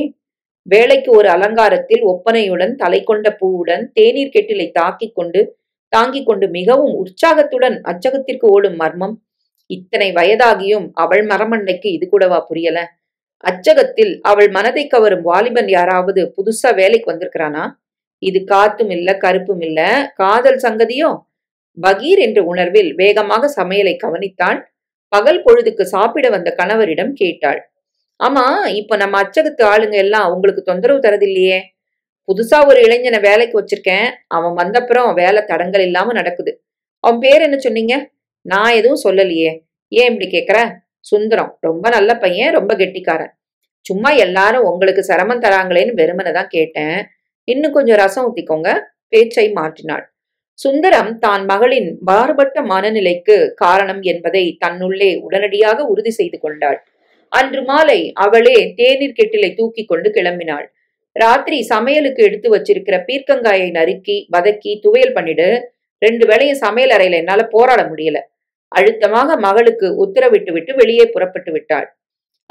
அச்சகத்து முன்னரையில் கிடந்த பழைய மேஜை மீது ஒரு ஆள் கொண்டு வந்து வைத்த கண்ணாடி டம்ளரில் வேகமாக தேநீரை ஊற்றி நிறைத்து விட்டு, சுந்தரத்தை வந்து எடுத்துக்க சொல்லு, சூடு ஆறி போயிடும் என்றாள். கூப்பிட்டீங்களாமா என்று பற்கள் பளிச்சிட மெலிதாக சிரித்து கொண்டு உற்சாகமாக வந்து நின்ற அந்த கலையான வாலிபனா சுந்தரம்? பரவாயில்ல, ரேவதியின் மனதுக்கு பிடிச்சவன அவளுக்கும் மருமகனாக்கி கொள்ள பிடித்தது. தேநீரை அவன் பருகி முடிக்கும் முன் அச்சகத்து ஆள் ஒருவன் ஓடி வந்தான். சுந்தரம் சார், அந்த மிஷின் எனக்கு ஓட்ட தெரியாது, நீங்க தான் ஓட்டி தரணும். நாளைக்கு காலைக்குள்ள நாம அவங்களுக்கு அச்சடித்து தரணுமே என்றான் கவலையுடன். காலை வரை என்னத்துக்கு நேரத்தை வீணாக்கணும்? இன்னைக்கு வேலை முடியறதுக்குள்ள அந்த காரியத்தை முடிச்சிடலாமே, வா போலாம் என்று புன்முறுவலுடன் துடிப்பாக அவன் சென்றது தலையசைத்து வணக்கம் செய்துவிட்டு உள்ளே சென்றான். பையன் வேலையில திறமசாலி போல இருக்கு, படிப்பும் மற்ற தகுதிகளும் இருந்தா நல்ல வரந்தான். மனதுக்குள்ளேயே கணித்தவளாக வீட்டுக்கு திரும்பினாள். அன்று முழுவதும் அவள் கற்பனையில் சுந்தரம் அவளது மகளுக்கு மாலையிட்டுக் கொண்டிருந்தான். அடுத்த நாள் காலை ரேவதி தன் தையல் வகுப்புக்கு போயிருந்தாள். வரதன் நியாயமன்றத்துக்கு போய்விட்டார். வீட்டில் அவள் மட்டும் துணிகளை துவைத்துக் கொண்டிருந்தாள். வாசல் கதவு படபடவென தட்டப்பட்டது. சோப்பு நுரையை உதறிவிட்டு பரபரப்புடன் கைகளை கழுவி துடைத்துக் கொண்டு வந்து திறந்தாள். முன்பின் பார்த்திராத 3 ஆண்கள். அவர்களது தோற்றமே அடிவயிற்றில் சில்லென குடலை முறுக்கியது. சுந்தரங்கிறவன உங்க அச்சகத்துல உங்க கணவர் வேலைக்கு வச்சிருக்கிறார் இல்லையா? எச்சிலை விழுங்கி கொண்டாள். ஆமா, அதுக்கு என்னைய விசாரிக்கணும்? அவன் ஒரு கொலைகாரன். கொலை பண்ணிட்டு ஜெயிலுக்கு போய் 8.5 வருஷம் இருந்துட்டு இப்பதான் வெளிவந்தவன். அவன் மறுபடி ஒரு கொலை செய்ய மாட்டான்னு என்ன நியாயம்? அவனை நம்பி உங்க அச்சகத்தின் பொறுப்பை உங்க கணவர் கொடுத்திருக்கிறாரு. எச்சரிக்கை செய்யத்தான் வந்தோம். உப்பிய பலூனை ஊசியால் குத்தியது போல அவளது உற்சாகம் ஒரே கணத்தில் ஒடுங்கி போயிற்று. அன்று இரவு அவள் தன் கணவனிடம் ரகசியமாக சொன்னாள். சுந்தரங்கிற மாஜி கைதியை நம்பி நீங்க வேலைக்கு வச்சிருக்கிறது தப்பு. அவன் நம்ம ரேவதிக்கு வலை போடுறான், சொல்லிட்டேன். முதல்ல அவனை வேலையிலிருந்து அனுப்பி வைக்கிற வழிய பாருங்க. நெருப்பையும் பஞ்சையும் பக்கத்துல வச்சுக்கிட்டு வேடிக்கை பார்க்காதீங்க, நம்ம மானம் போயிடும் என்று உறுதியுடன் சொன்னாள். அன்று மாலை அச்சகத்தின் வாயில் புறத்தில் இருந்த சிறு அறைக்குள் வந்து உட்கார்ந்ததுமே வக்கீல் வரதன் சுந்தரத்தை அழைத்தார். சீருடை அணிந்து கொண்டு அச்சு எந்திரம் ஒன்றை இயக்கச் சென்றவன் பரபரப்புடன் ஓடி வந்தான். தொடக்கத்திலேயே நமக்குள்ள ஏற்பட்ட ஒப்பந்தம் நினைவிருக்கும் நினைக்கிறேன் என்று அவர் ஆரம்பித்த போதே பகீர் என்ற உணர்வில் அவன் ஆடிப்போனான். இரு சாராரும் 24 மணி நேர முன்னறிக்கையில் ஒப்பந்தத்திலிருந்து விலகிக்கலாம் இல்லையா? தலையை அசைத்தபடி குழப்பத்துடன் அவரை பார்த்தான். எனக்கு மறுப்பு இல்ல, அதனால நீ இன்னைக்கு காலையிலேயே அறிக்கை இல்லாம வேலையிலிருந்து விலகிக்கலாம். முருகேசன் தர சொன்ன சம்பளமும் உன் சம்பளமும் சேர்த்து 5000 சொச்சத்துக்கு ஒரு காசோலை எழுதிக்கிட்டு வந்திருக்கிறேன். இந்த ரசீதுல கையெழுத்து போட்டுட்டு அதை எடுத்துக்கிட்டு உடனடியா நீ போலாம். முருகேசன் வெளியே வந்ததும் அச்சகத்தோட பங்க சட்டப்படி அவருக்கு நான் ஒழுங்கு பண்ணிடுவேன் என்றார். திடுதுப்புன்னு என்ன வேலையிலிருந்து நீக்கிறதுக்கு என்ன காரணம்? துணிவுடன் கேட்ட சுந்தரம் ரசீதில் கையெழுத்து போட்டு காசோலையை பெற்றுக்கொண்டான். நீ படிச்சவன், புத்திசாலி, காரணத்தை தெரிஞ்சுக்கிட்டு இருப்ப. மாஜி கைதின்னு என்ன கண்டு உங்க மனைவி பயப்படுறாங்க இல்லையா? ஏன் நீங்க கூட பயப்படுறீங்க. தண்டனை வாங்கி சிறைக்கு போயிட்டு அவன் எத்தனை ஒரு நல்லவனா திரும்பினாலும் கொலகாரன்ற பட்டம் மாயறதில்ல. ஆனா சட்டத்தின் பிடியிலிருந்து நழுவி பல கொலைக்காரர்கள் சமூகத்துக்குள்ள பெரிய மனிதர்களா உலவுறாங்க என்பது வக்கீலான உங்களுக்கு தெரியும். பரவாயில்ல, கொஞ்ச காலமாவது என்ன ஒரு கௌரவமான மனுஷனா வாழ வாய்ப்பு கொடுத்ததுக்கு நன்றி என்று கூறிவிட்டு நகர்ந்தான். சிங்கநல்லூர் கடைத்தெருவில் இருந்த தேநீர் கடையில் உட்கார்ந்து கொண்டு பையன் கொண்டு வந்து மேஜை மீது வைத்த தேநீரில் பன்னை பிட்டு தொட்டு கொண்டு தின்ற போது துக்கம் நெஞ்சை இருக்குவதை உணர்ந்தான். வக்கீல் வரதன் மகள் ரேவதி நாளுக்கு ஒருங்க அலங்காரத்தில் வந்து தன் தாயின் மனதில் வீண் கவலையை எழுப்பியதோடு அவன் வாழ்வையும் பாழ் செய்து விட்டாளே பாதகி. கௌரியை தவிர அவன் மனதில் வேறு பெண்ணுக்கு இடமில்லை என்பதை யார் புரிந்து கொள்ளப் போகிறார்கள்? நமச்சிவாயத்தின் நிலங்களுக்கு இடையே இருந்த அந்த துண்டு மண் மீது அவன் வைத்திருந்த ஆசையை யார் அறிவார்கள்? அந்த மண்ணும் பெண்ணும் தானே அவனை திரும்பி பிறந்த ஊருக்கு வர ஒரு காரணமாக இருந்தன. சட்டை பையில் இருந்த அந்த காசோலை அவனுக்கு தெம்பை தரவில்லை. அதற்கு பதில் 8.5 ஆண்டுகளுக்கு முன் நடந்த அந்த ஒரு செயலில் அவன் வாழ்வின் பாதை எப்படி மாறிப்போனது என்ற நினைவுதான் நெஞ்சை அடைத்தது. ஓ என்று வாய்விட்டு அழமுடியாத துக்கத்தை சுமந்து கொண்டு கடைக்காரருக்கு தர வேண்டிய சில்லறையை தந்துவிட்டு வெளியே வந்தான். இப்போது அவனுக்கு அவசரமாக வீட்டுக்கு வர தேவையில்லை. நாள் முழுவதும் அவன் முன் வெறுமையாக நீண்டு கிடந்தது. மெல்ல பொடிநடையாக நடந்து ஊரின் எல்லையோரம் ஓடிய கால்வாய் பாலத்து கைப்பிடி சுவர் மீது உட்கார்ந்தான். கீழே சலசலத்த தண்ணீரை போல அவனது சிந்தனையும் அலைபாய்ந்தது. அப்போது அவன் படித்து பட்டம் பெற்றுவிட்ட வாலிபன். வாத்தியார் ஐயாவின் ஆலோசனைப்படி சர்வீஸ் கமிஷன் பரீட்சைக்கு உட்கார்ந்து விட்டு அதன் விளைவை ஆவலுடன் எதிர்பார்த்து கொண்டிருந்த நேரம், பள்ளிக்கூட நாட்களிலிருந்து அவன் தன் தந்தையோடு அவர்கள் நிலத்திலே மிகவும் ஆர்வமாக பாடுபட்டவன். கல் போட்டால் பொன் விளையும் அந்த பூமியை அவன்தான் இழந்துவிட்ட தாயை மீண்டும் பெற்ற விட்டவன் போல ஆசையுடன் பராமரித்தான். நாகப்பன் ஒரு அன்பான தந்தைதான். ஆனால் அவனிடம் இருந்த கெட்ட பழக்கம் மகனை ஊரார் முன்னிலையில் நாணி தலைகுனிய செய்தது உண்மை. அளவுக்கு மீறி குடித்துவிட்டு அவன் போதையில் தன் நிலை மறந்து கடைத்தெருவில் கூத்தடித்துக் கொண்டிருப்பதைக் கண்டு வெட்கத்தில் அவன் உடல் குறுகி போன நாட்கள் பல. நிலத்தில் விளைந்த ஏராளமான காய்கறிகளை விற்று அவர்கள் இருவரும் அந்த வீட்டில் சுகமாக வாழ்ந்திருக்க முடியும். ஆனால் நாகப்பனின் குடிப்பழக்கம் அவர்களை கடனில் ஆழ்த்திவிட்டிருந்தது. அதை பற்றி தகப்பனும் மகனும் பலமுறை விவாதித்து மனத்தாங்கல் பட்டு கொண்டது உண்டு. அன்று நாகப்பன் வழக்கத்திற்கு மீறி கொஞ்சம் அதிகமாகவே குடித்து விட்டிருந்தான். கடைத்தெருவில் போதையில் தள்ளாடி கொண்டு போட்டுக் கொண்டிருந்த சட்டையை கழற்றி தலையில் சுற்றி கொண்டு தனக்குள்ளே பாடிய வண்ணம் வந்து கொண்டிருந்தான். அது வழக்கமான ஒரு நிகழ்ச்சி. அதனால் கடைத்தெருவில் யாரும் அதை பார்த்ததாக காட்டிக்கொள்ளவில்லை. ஆனால் நமச்சிவாயத்தின் அடியாட்களுக்கு அது வேடிக்கையான ஒரு சம்பவமாக இருந்தது. எதையாவது காரணம் வைத்துக்கொண்டு நாகப்பனை ஒரு கை பார்க்க வேண்டும் என்று நமச்சிவாயம் உத்தரவிட்டிருந்தான். அவர்களுக்கென்ன, மாதம் மாமூலாக நமச்சிவாயம் ஒரு தொகையை தந்து கொண்டிருந்தான். ஊராரை மேய்த்து கொண்டு வளர்ந்து கொண்டிருந்த உடம்பிலே அசாத்தியமான தெம்பு இருந்தது. கேட்பானேன்? வீண் சண்டைக்கு அலைந்தனர். மேல வானமா கீழே பூமியான்னு நிதானம் இல்லாம சட்டையை கழட்டி முண்டாசு கட்டிக்கிட்டு மைனர் கணக்கா நடக்கிறிய கிழவா? வேடிக்கையாக கேட்டபடி நாகப்பன் தலையில் இருந்த சட்டையை பிடித்து இழுத்தான் வீரத்தேவன். மடியில் இன்னும் காசு பாக்கி இருக்கா என்றபடி இடுப்பு துணியை பிரித்து இழுத்தான் சடையாண்டி. போதையில் தள்ளாடிய போதும் நாகப்பனுக்கு நினைவு முழுதும் மறத்து போய் விடவில்லை. கடைத்தெருவிலே எல்லோர் முன்னிலையிலும் தன்னை அலட்சியப்படுத்தி வேடிக்கை செய்கிற அவர்கள் மீது ஆத்திரம் உண்டது. கையை ஓங்கி வீரத்தேவன் கன்னத்தில் அறைந்தான். அவ்வளவுதான். சில நொடிகளில் கடைத்தெரு யுத்தகளமாகியது. வீட்டை நோக்கி வந்து கொண்டிருந்த சுந்தரத்திடம் பெட்டிக்கடை பொன்னுசாமி ஓடி வந்தான். போ சீக்கிரம், உன் அப்பனை அவங்க 4 பேரும் போட்டு மிதிக்கிறாங்க. காப்பி ஹோட்டல் முன்னாடி கலாட்டா என்று பதறினான். சுந்தரத்தின் இள ரத்தம் கொதித்தது. நெஞ்சு கோபத்திலே விம்மியது. ஒரே பாய்ச்சலாக ஓடினான். தன் தந்தையை சடையாண்டி காலில் மிதித்துக் கொண்டு குக்கரிப்பதைக் கண்டதும் ஆவேசமாகிவிட்டான். பாதையோரத்தில் ஹோட்டல்காரர் அடுக்கி வைத்திருந்த விறகு குவியலிலிருந்து ஒரு கட்டையை கையில் எடுத்துக்கொண்டு நெருங்கினான். அவ்வளவுதான். கண்ட முகம் தெரியாத ஆத்திரத்தில் அவன் சடையாண்டியை விறகால் மற்ற மூவரும் இருந்த இடம் தெரியாது மறைய, கொஞ்ச நேரம் கழித்து அவன் விழித்து கொண்ட போது இரத்த வெள்ளத்தில் சடையாண்டி கீழே கிடக்க, தன்னை சுற்றிலும் ஒரு கும்பல் நிற்பதை உணர்ந்தான். பிறகு நடந்த விஷயமே வேறு. சர்வீஸ் கமிஷன் தேர்வில் அவன் வெற்றி பெற்றதின் விளைவாக வேலையில் வந்து சேரும்படி வந்த தந்தியை அவன் பிரித்து படித்து அந்த ஆனந்தத்தை அனுபவிக்கும் முன் சடையாண்டியை கொலை செய்ததற்காக அவன் காவல்துறை அதிகாரியால் கைது செய்யப்பட்டான். பின்னர் நியாய சபையில் விசாரிப்பு, தீர்ப்பு, சிறைவாசம். பிறகு கண்களை மறைத்த கண்ணீரை சமாளித்துக் கொண்டு எழுந்து நடந்தான். சோறு சாப்பிடக்கூட மனமின்றி வாசலில் சிலையாக உட்கார்ந்து விட சுந்தரத்தின் தோளை வாத்தியார் ஐயா உலுக்கினார். என்ன இப்படி இடிஞ்சு போயிட்ட? நீ வந்தப்போ இருந்த நிலையை விட இப்ப இவ்ளோ மேல இருக்கியே, புரியலையா? கையில் இருக்கிற 5000 வச்சுக்கிட்டு வங்கியில கடன் வாங்கி ஒரு தொழில நீ ஆரம்பிச்சு ஓகோன்னு நடத்த முடியுமே. ஏன் தைரியத்தை விட்டு கோழையா குனியற? முதல்ல சாப்பிடு, அப்புறம் பேசுவோம், மிகவும் ஆறுதலாக சொன்னார். சில தினங்களுக்கு பின்னர் கடைத்தெருவில் தனது வில்வண்டியில் போய்க் கொண்டிருந்த நமச்சிவாயம் திடுக்கிட்டு போனான். சுந்தரம் வாடகை சைக்கிள் கடை என்று பளிச்சிட்ட பெயர் பொறித்த பலகையையும் வரிசையாக வாயில் முன் கொட்டகையில் நின்ற புத்தம் புது சைக்கிள்களையும் மேஜைக்கு பின்னால் அழுத்தலாக சுத்தமான உடையில் தெரிந்த சுந்தரத்தையும் அவன் கவனித்த போது வயிறு நெருப்பாக எரிந்தது. செத்தாயோ செத்தாயோ சித்துண்ணி என்று கேட்டபோது நாயே சாகர நமச்சிவாயா என்றதாமே, அந்த கதை போல இந்த சுந்தரம் தலை நிமிர்ந்து வாழத் தொடங்கி விட்டானே. இவனை எப்படி வீழ்த்துவது? இவனை வாழ விடக்கூடாது. இதுக்கு ஏதாவது ஒரு முடிவு கட்டணும் என்கிற ஆத்திரத்தில் எங்கடா பராக் பாக்குற, வண்டியை வேகமா வீட்டுக்கு ஓட்டு என்று வண்டி ஓட்டி மீது எரிந்து விழுந்தான் நமச்சிவாயம்.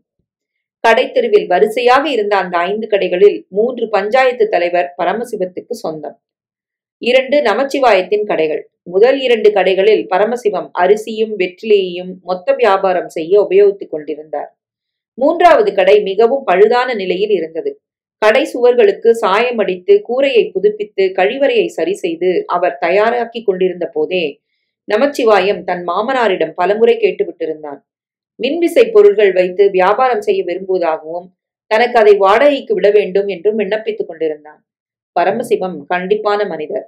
தாயும் பிள்ளையும் ஆனாலும் வாயும் வயிறும் வேறு என்று நம்புகிறவர். மருமகன் என்ற உறவு இருந்தாலும் கராராக வாடகை வாங்கிக் கொள்வார் என்பது தெரியும் அவனுக்கு. அதனால் அவன் அதை அவரிடம் சும்மா கேட்கவில்லை. அவர் கேட்ட வாடகை தந்துவிட்டு கடை திறக்க ஆசைப்பட்டான்.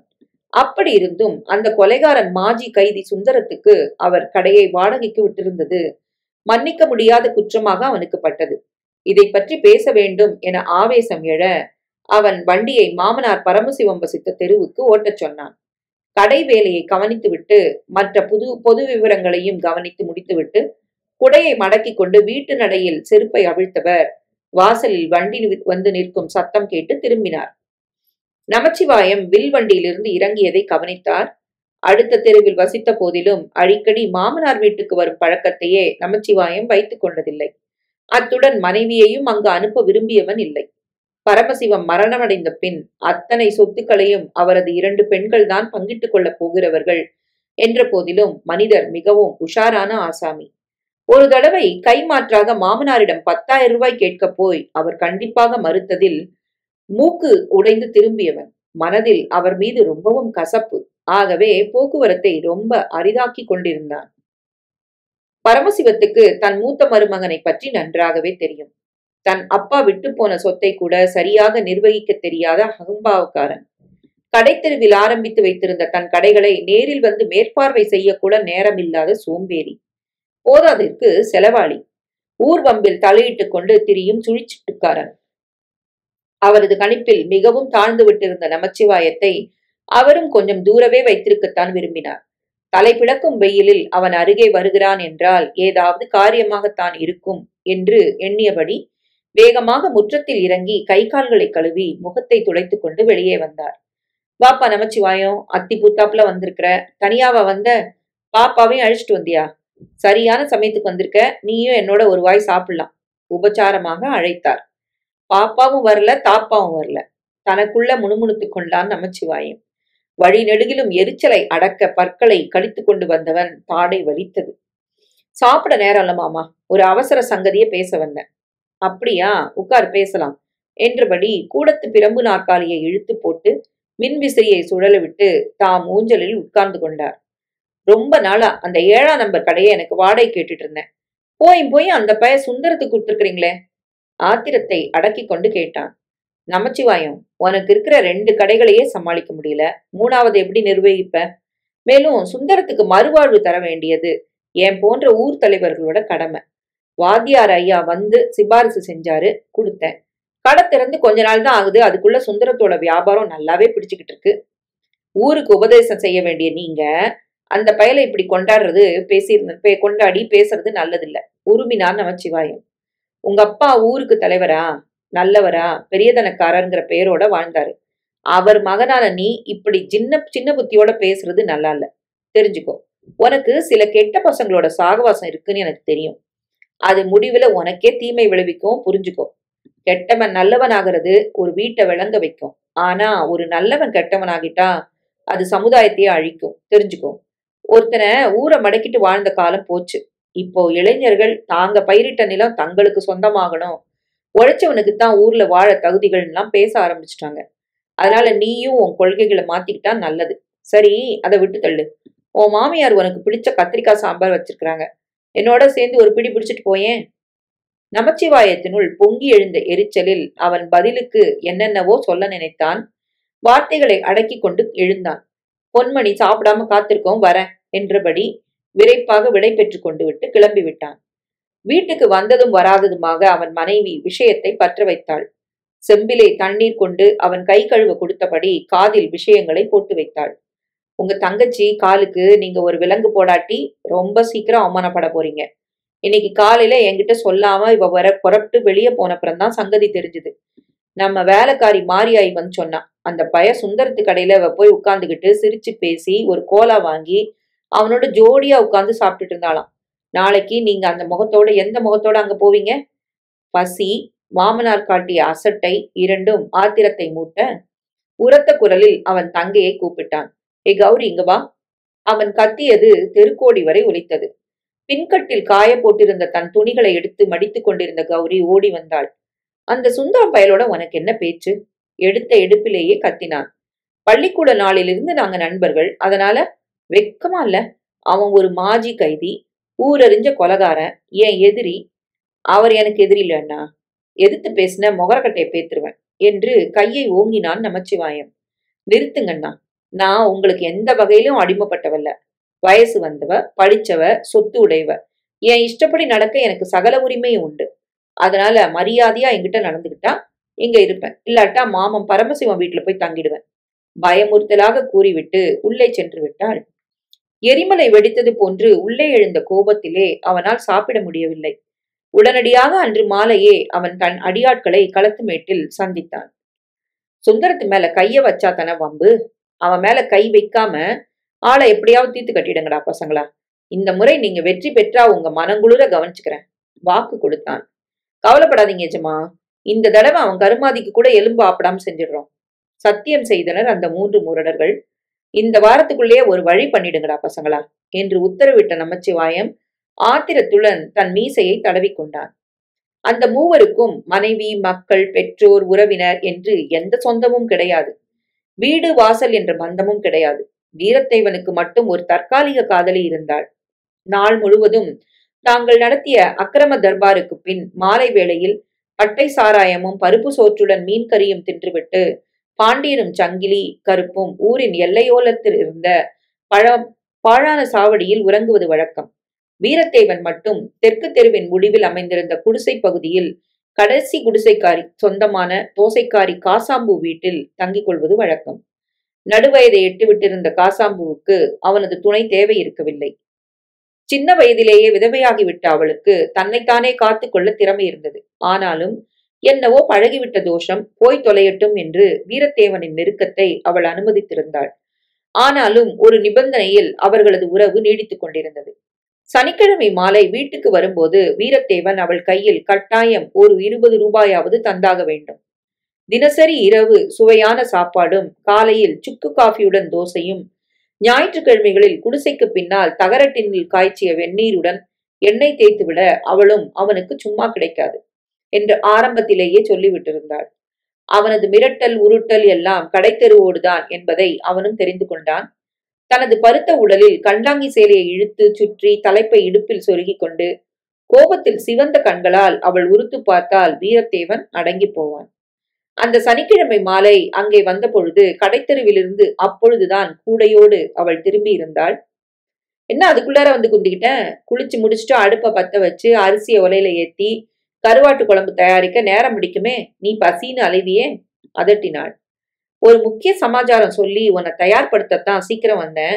இந்தா புடி உன் வாராந்திர மாமூல என்று சிரித்தபடி 20 ரூபாய் நோட்டை அவள் முன் போட்டான். இப்போ விலைவாசியெல்லாம் ரொம்ப ஏறி கிடக்குன்னு தெரியும் இல்லையா? 5 வருஷத்துக்கு முன்னாடி ஆரம்பிச்ச மாமூல் அதுபடியே தரியே. எனக்கு கட்டியே வரல. பிகு செய்தபடி அந்த நோட்டை எடுத்து தன் சுருக்கு பைக்குள் வைத்து இடுப்பில் செருகி கொண்டாள். சோத்துக்கு இப்ப அவசரம் இல்ல, நிதானமா சமைச்சு போடு. அதுக்கு முன்னாடி ஒரு உதவி தேவை, பணம் தந்துடுறேன் என்றபடி இன்னொரு 10 ரூபாயை எடுத்து வைத்தான். 10 ரூபா காசுக்கு என்ன உதவி கேட்கிறியா? அசட்டியாக அவளை பார்த்து கொண்டே தனது முண்டாசு கொண்டை அவிழ்த்து அதனுள் அடங்கியிருந்த சௌரி விரிமனையை அப்பால் வைத்தாள். ஒரு டின் மண்ணெண்ணெய் உடனடியா தேவைப்படுது என்று கூறிவிட்டு அவள் முகத்தை பார்த்தான். என் பொழப்புல மண்ணழிவு போட பாக்குறியே? எனக்கு மாசம் முழுசும் கிடைக்கிற அத்தனை மண்ணெண்ணையும் நீ வாங்கிக்கிட்டா?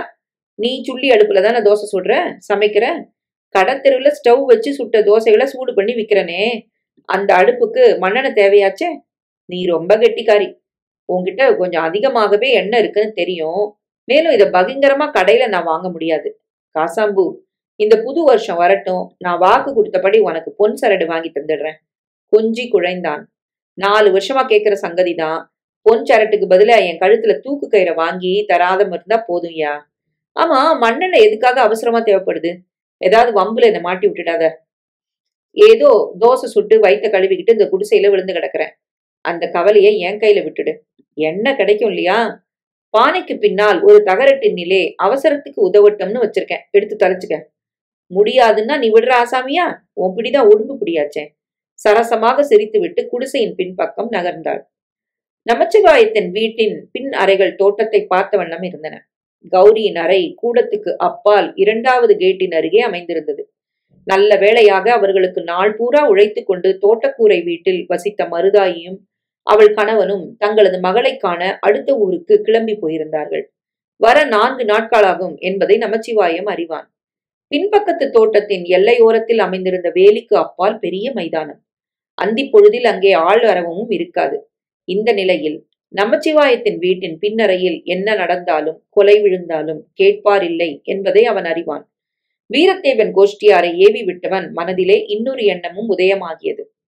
சனிக்கிழமை இரவு கூறிவிட்டு போயிருந்தான் வீரத்தேவன். அது சமயம் கௌரியை பத்திரமாக வீட்டுக்குள்ளே பூட்டி வைப்பதுதான் நல்லது. அவள் இடையில் புகுந்து காரியத்தை குழப்பிவிட்டாலும் வியப்பதற்கில்லை என்ற கவலையில் மனைவியை எச்சரித்து விட்டிருந்தான். கௌரி இரவு உணவுக்கு பின் தன் அறைக்குள் சென்று கதவை தாளிட்டுக் கொண்டு விட்டதும் பொன்மணி கதவின் வெளித்தாளை இழுத்து சாத்திவிட வேண்டும். நடு இரவில் விழித்துக் கொண்டு கௌரி கத்தி ரகளை செய்து கதவை திறக்கச் சொன்னால் மறுத்துவிட வேண்டும். எத்தனை கூச்சல் போட்டாலும் அக்கம் பக்கத்தவருக்கு கேட்காது. அதனால் கௌரியை வீட்டோடு மடக்கி வைப்பது மிகவும் நல்லது. பொன்மணி மகிழ்ச்சியுடன் அந்த சதிக்கு தலையசைத்து விட்டிருந்தாள். ஞாயிற்றுக்கிழமைகளில் சுந்தரம் தன் கடையை மூடிவிடுவதை வழக்கமாக்கி கொண்டிருந்தான். கடையில் வேலை செய்த 2 சிறுவர்களுக்கும் அவன் அந்த நாளை முழு வேலை விடுப்புதானாக வழங்க விரும்பினான். மேலும் அந்த நாளில் காலை வேளையில்தான் அவன் வாய்க்கால் கரை ஓரம் கௌரியை சந்தித்து பேச முடிந்தது. பொழுது உச்சியை அடைந்து சூரியன் கொளுத்துவதை உணராது இருவரும் புல்தரையில் அமர்ந்து யாரை பற்றியும் அக்கறை கொள்ளாது மனம் விட்டு பேச முடிந்தது. அந்த சனிக்கிழமை மாலை ஒரு சில நிமிடங்கள் முதியோர் பள்ளிக்கு போகும் முன் அவள் கடைக்கு வந்திருந்தாள். யாருமில்லாத நேரம். கையோடு கொண்டு வந்த பக்கோடா பொட்டலத்தை அவன் மேஜை மீது வைத்துவிட்டு அவள் சொல்லிவிட்டு போனாள். நாளை காலை நம்ம சந்திக்கும் போது நீங்க முடிவா சொல்லிடணும். ஏன்னா இத பத்தி பஞ்சாயத்து ஐயாட்ட பேசி ஆகணும் என்று செல்லமாக அதட்டி விட்டு போயிருந்தாள். இரவு உணவு சாப்பிடும்போது கூட அவனால் அருணாச்சலம் ஐயாவிடம் எதுவும் பேச முடியவில்லை. முன்போல் மனம் கனக்கவில்லை. வருங்காலத்தை பற்றிய கனவில் பேசிவிட்ட மனதிலே இன்பம் நிறைந்திருந்தது. அத்தனைக்கு பின்னும் கௌரி அவனை நேசிக்கிறாள். அவனை திருமணம் செய்து கொள்ள ஆசைப்படுகிறாள். இப்படிப்பட்ட ஒரு வாய்ப்பினை அவன் ஒதுக்கி விடுவது முறையா? என்னப்பா ஒரே யோசனையா இருக்க? வழக்கம் போல வேடிக்கையாக கேட்டுவிட்டு வெற்றிலை பெட்டியுடன் உட்கார்ந்தார் வாசலில் வாத்தியார் ஐயா. வேலை அலுப்பு, தூக்கம் வருது, மன்னிச்சுக்கங்க என்றபடி கண்களை மூடியபடி கனவில் ஆழ்ந்து போனான். கொஞ்ச நேரத்தில் உண்மையாகவே உறங்கி போனான். நடு இரவு திடுக்கிட்டு எழுந்து உட்கார்ந்தான் அவன். ஆமா, இது என்ன வெளிச்சம்? வாத்தியாரும் விழித்துக் கொண்டார். ஆமா, வானத்தை தொட்டு விட்டது போன்று என்ன வெளிச்சம் அது? புகவாசனை அடிக்குதே. கார்த்திகை போய் ரொம்ப நாள் ஆச்சு. மேலும் சொக்கப்பனை கொளுத்துற நேரம் இல்லவே இது. யாராவது கொடும்பாவி கட்டி இழுத்து போய் கொளுத்துறானா? கட்டிலின் மீது உட்கார்ந்தார். வாத்தியார் ஐயா, எங்கேயோ நெருப்பு பத்திக்கிட்டாப்புல இருக்கே, ஜனங்க சத்தமும் கூட கேக்குதே என்றபடி திடுதிடுத்து சுந்தரமும் எழுந்து உட்கார்ந்தான். பலசரக்கு கடை பழனி ஆண்டியின் வேலையால் தலைதெறிக்க ஓடி வந்தான். சுந்தரம், உன் கடையும் அந்த வரிசையில் உள்ள கடைகள் அத்தனையும் நெருப்பு பிடிச்சு எரியுது. ஓடியா, ஊர் ஜனங்க எல்லாரும் நெருப்பு அவிக்க படுபடுறாங்க என்றான். வாத்தியார் ஐயா, கேட்டீங்களா செய்திய? என்னை இந்த ஊர்ல வாழ விட மாட்டேங்கிறாங்களே என்று கூறிய சுந்தரம் ஆத்திரமும் அழுகையுமாக கடைத்தெருவை நோக்கி ஓடினான். வாத்தியார் அருணாச்சலம் கால் செருப்பை திணித்துக் கொண்டு மூச்சிறைக்க பின்னால் வேகமாக நடந்தார்.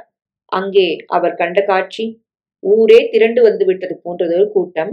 ஒரே கூச்சல், குழப்பம். எரிகின்ற நெருப்பிலே வெந்து கொண்டிருந்த சைக்கிள் டயர்கள் எழுப்பிய கருகிய ரப்பர் நாற்றம், புகையின் நெடி. வானத்தை நோக்கி நாக்கை நீட்டியபடி படபடவென சத்தமிட்டு எரிந்த தீயிடமிருந்து எழுந்த சூடு. ஐயோ, நான் அதோகதியாகிட்டேன் ஐயா. யாருக்கு நான் என்ன கொடுமை செஞ்சேன் என்று அலறி அழுத சுந்தரத்தை அவர் கட்டிப்பிடித்துக் கொண்டு ஒரு பக்கம் இழுத்து நிறுத்தினார். அவனுக்கு இருந்த மனநிலையில் அவன் தீக்குள் பாய்ந்து விடுவான் போல பதறிக்கொண்டிருந்தான். பஞ்சாயத்து தலைவர் பரமசிவம் ஆட்களை ஏவி தீயை கட்டுப்படுத்த முயன்று கொண்டிருந்தார். தமது கடை எரிந்து சாம்பலாகி விட்டதை பற்றி அவர் கலங்கியவராக தெரியவில்லை. தீ மேலே பரவாது அடங்கி போக வேண்டும் என்பதுதான் அவரது முக்கிய நோக்கமாக இருந்தது. செய்தியை கேட்டு காலில் செருப்பு கூட அணியாது பனியனும் லுங்கியுமாக படுக்கையிலிருந்து ஓடி வந்த நமச்சிவாயத்தின் வயிறு பற்றி எரிந்தது. அவனது கடைகள் இரண்டும் தீக்கு இரையாகி விட்டிருந்தன. அடப்பாவிகளா, எப்பவும் எதை சொன்னாலும் தப்பா செஞ்சுட்டு என்னையும் சிக்கல்ல மாட்டி விடுங்களேன். அவனது அடியாட்களின் கடந்த செயலை எண்ணி நிலை குலைந்து போனான். பாட்டி கண்ணாச்சியை காணுமே என்று நடுவில் ஒரு குரல் ஓங்கி ஒலிக்க எல்லாரும் பாட்டி பாட்டி என்று கத்திய போது நமச்சிவாயம் நடுங்கி போனான். கண்ணாச்சி என்ற கிழவி வீடு வாசல் இல்லாத அனாதை. அங்குள்ள கடைகளை பெருக்கி சுத்தம் செய்துவிட்டு கடை தெருவிலேயே சோறு வாங்கி தின்று அங்கேயே ஒரு கடை முன்னால் உறங்குவது வழக்கம். எல்லோருக்கும் நல்லவள். வேடிக்கையாக கதை பேசி ஊர் குழந்தைகளை உற்சாகமூட்டும் வழக்கமுடையவள். பாட்டி பாட்டி என்று பரிவுடன் எல்லோரும் அழைக்கும் வண்ணம் அன்பாக நடந்து கொள்கிறவள். அவள் நெருப்பில் செத்துவிட்டால் அவளை கொலை செய்த குற்றம் வேறு சேர்ந்து விடுமே. தெய்வமே, முதலாக அநியாயக்காரன் நமச்சிவாயம் அரண்டு போனான். ஐயா, பாட்டி பழச்சிக்கிட்டாங்க, கொஞ்சம் லேஸ்ல கையில தான் நெருப்பு காயம் என்றபடி ஒரு ஆள் ஆட்டுக்குட்டியை தூக்குவது போல் கிழவியை தூக்கி கொண்டு பரமசிவத்திடம் வருவதை கண்டான். அப்பாடா என்று நிம்மதியாக மூச்சு விட்டான். ஆனாலும் உள்ளுக்குள் அந்த மூவர் மேலும் ஆத்திரம் நெருப்பாக மூண்டது. சுந்தரத்திற்கு சங்கடம் ஏற்பட ஏதாவது செய்ய சொன்னா, பாவி பசங்க ஊருக்கே தீ வச்சுட்டாங்களே, அந்த இன்ஸ்பெக்டர் இதை கண்டுபிடிச்சிட்டா தீ வச்ச குத்தத்துக்கு பொறுப்பு அவனையும் சாருமே. சில காலம் அதுக்காக அவனும் சிறையில் இருக்கும்படி நேர்ந்துட்டா, அதற்கு முன்னால ஒரு வழி பண்ணிடணும். முகத்திலே வழிந்த வியர்வையை புறங்கையால் துடைத்துக் கொண்டு வீட்டை நோக்கி ஓடினான் நமச்சிவாயம். கொஞ்ச தூரத்தில் நல்ல போதையில் சிரித்து கும்மாளம் அடித்துக் கொண்டு அவன் வீட்டை நோக்கி சென்று கொண்டிருந்த அந்த மூவரை கண்டதும் அவனது ஆத்திரம் உச்ச நிலையை எட்டியது. இத்தனை காலம் இவங்களை வச்சுக்கிட்டு ஊரை கலக்கிக்கிட்டு இருந்ததுக்கு ஒரு முத்துப்புள்ளி வைக்கணும். வந்துட்டானுங்க சண்டாளன்கள். இவங்களுக்கு வெளியில இருந்தான, சிறைக்குள்ள இருந்தான. ஆனா பெரியதனக்காரரோட செல்வ மகனோட சங்கதி வேறையாச்சே. இந்த காரியத்துல தனக்கு பங்கு எதுவுமே இல்லாதது போல நடந்து கொள்ள வேண்டியது முக்கியம். டேய் வீரத்தேவன், இங்க வா என்று பீரங்கி குரலில் கத்தினான். வீரத்தேவனும் மற்ற இருவரும் திரும்பினார்கள். மது போதையில் தள்ளாடிய போதிலும் காரியத்திலே கண்ணாயிருந்தார்கள். தங்களுக்கு வேலையை கச்சிதமாக முடித்து விட்டதற்கு உடனடியாக அந்த ராத்திரி வேளையே காசை வாங்கி கொண்டு தலைமறைவாக அடுத்த கிராமத்தில் சில நாட்கள் தங்கியிருப்பது என்பது அவர்களது திட்டம். அதற்காகத்தான் அவர்கள் நமச்சிவாயத்தின் வீட்டை நோக்கி விரைந்து கொண்டிருந்தனர். டேய், ஐயாவே வந்துட்டாரு, இங்கே தந்துருவாரு என்று உற்சாகத்துடன் சிரித்தபடி வீரத்தேவன் தன் முண்டாசை அவிழ்த்து இடையில் கட்டி கொண்டு நெருங்கினான். ஐயா என்னடா தருவாரு? நல்லா உத தருவாரு. பாவிகளே, என் கடைக்கு நெருப்ப வச்சுட்டு எங்கடா போயிட்டு இருக்கீங்க? அதட்டினான் நமச்சிவாயம். தெருமுனையில் அப்போது யாரும் இருக்கவில்லை.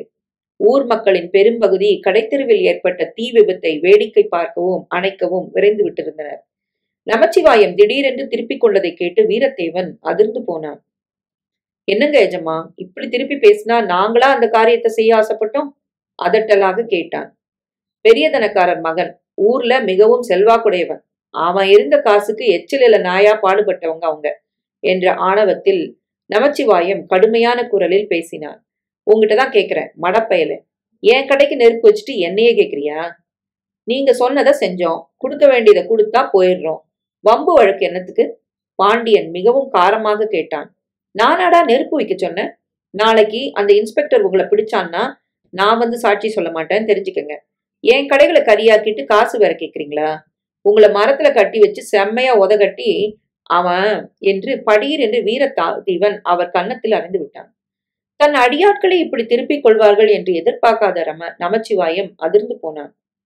வேதனை தாழ முடியாது ஐயோ என்று அலறினான். 2 காசு வச்சிருக்கிற திமிரு என்னெல்லாம் பேசுற?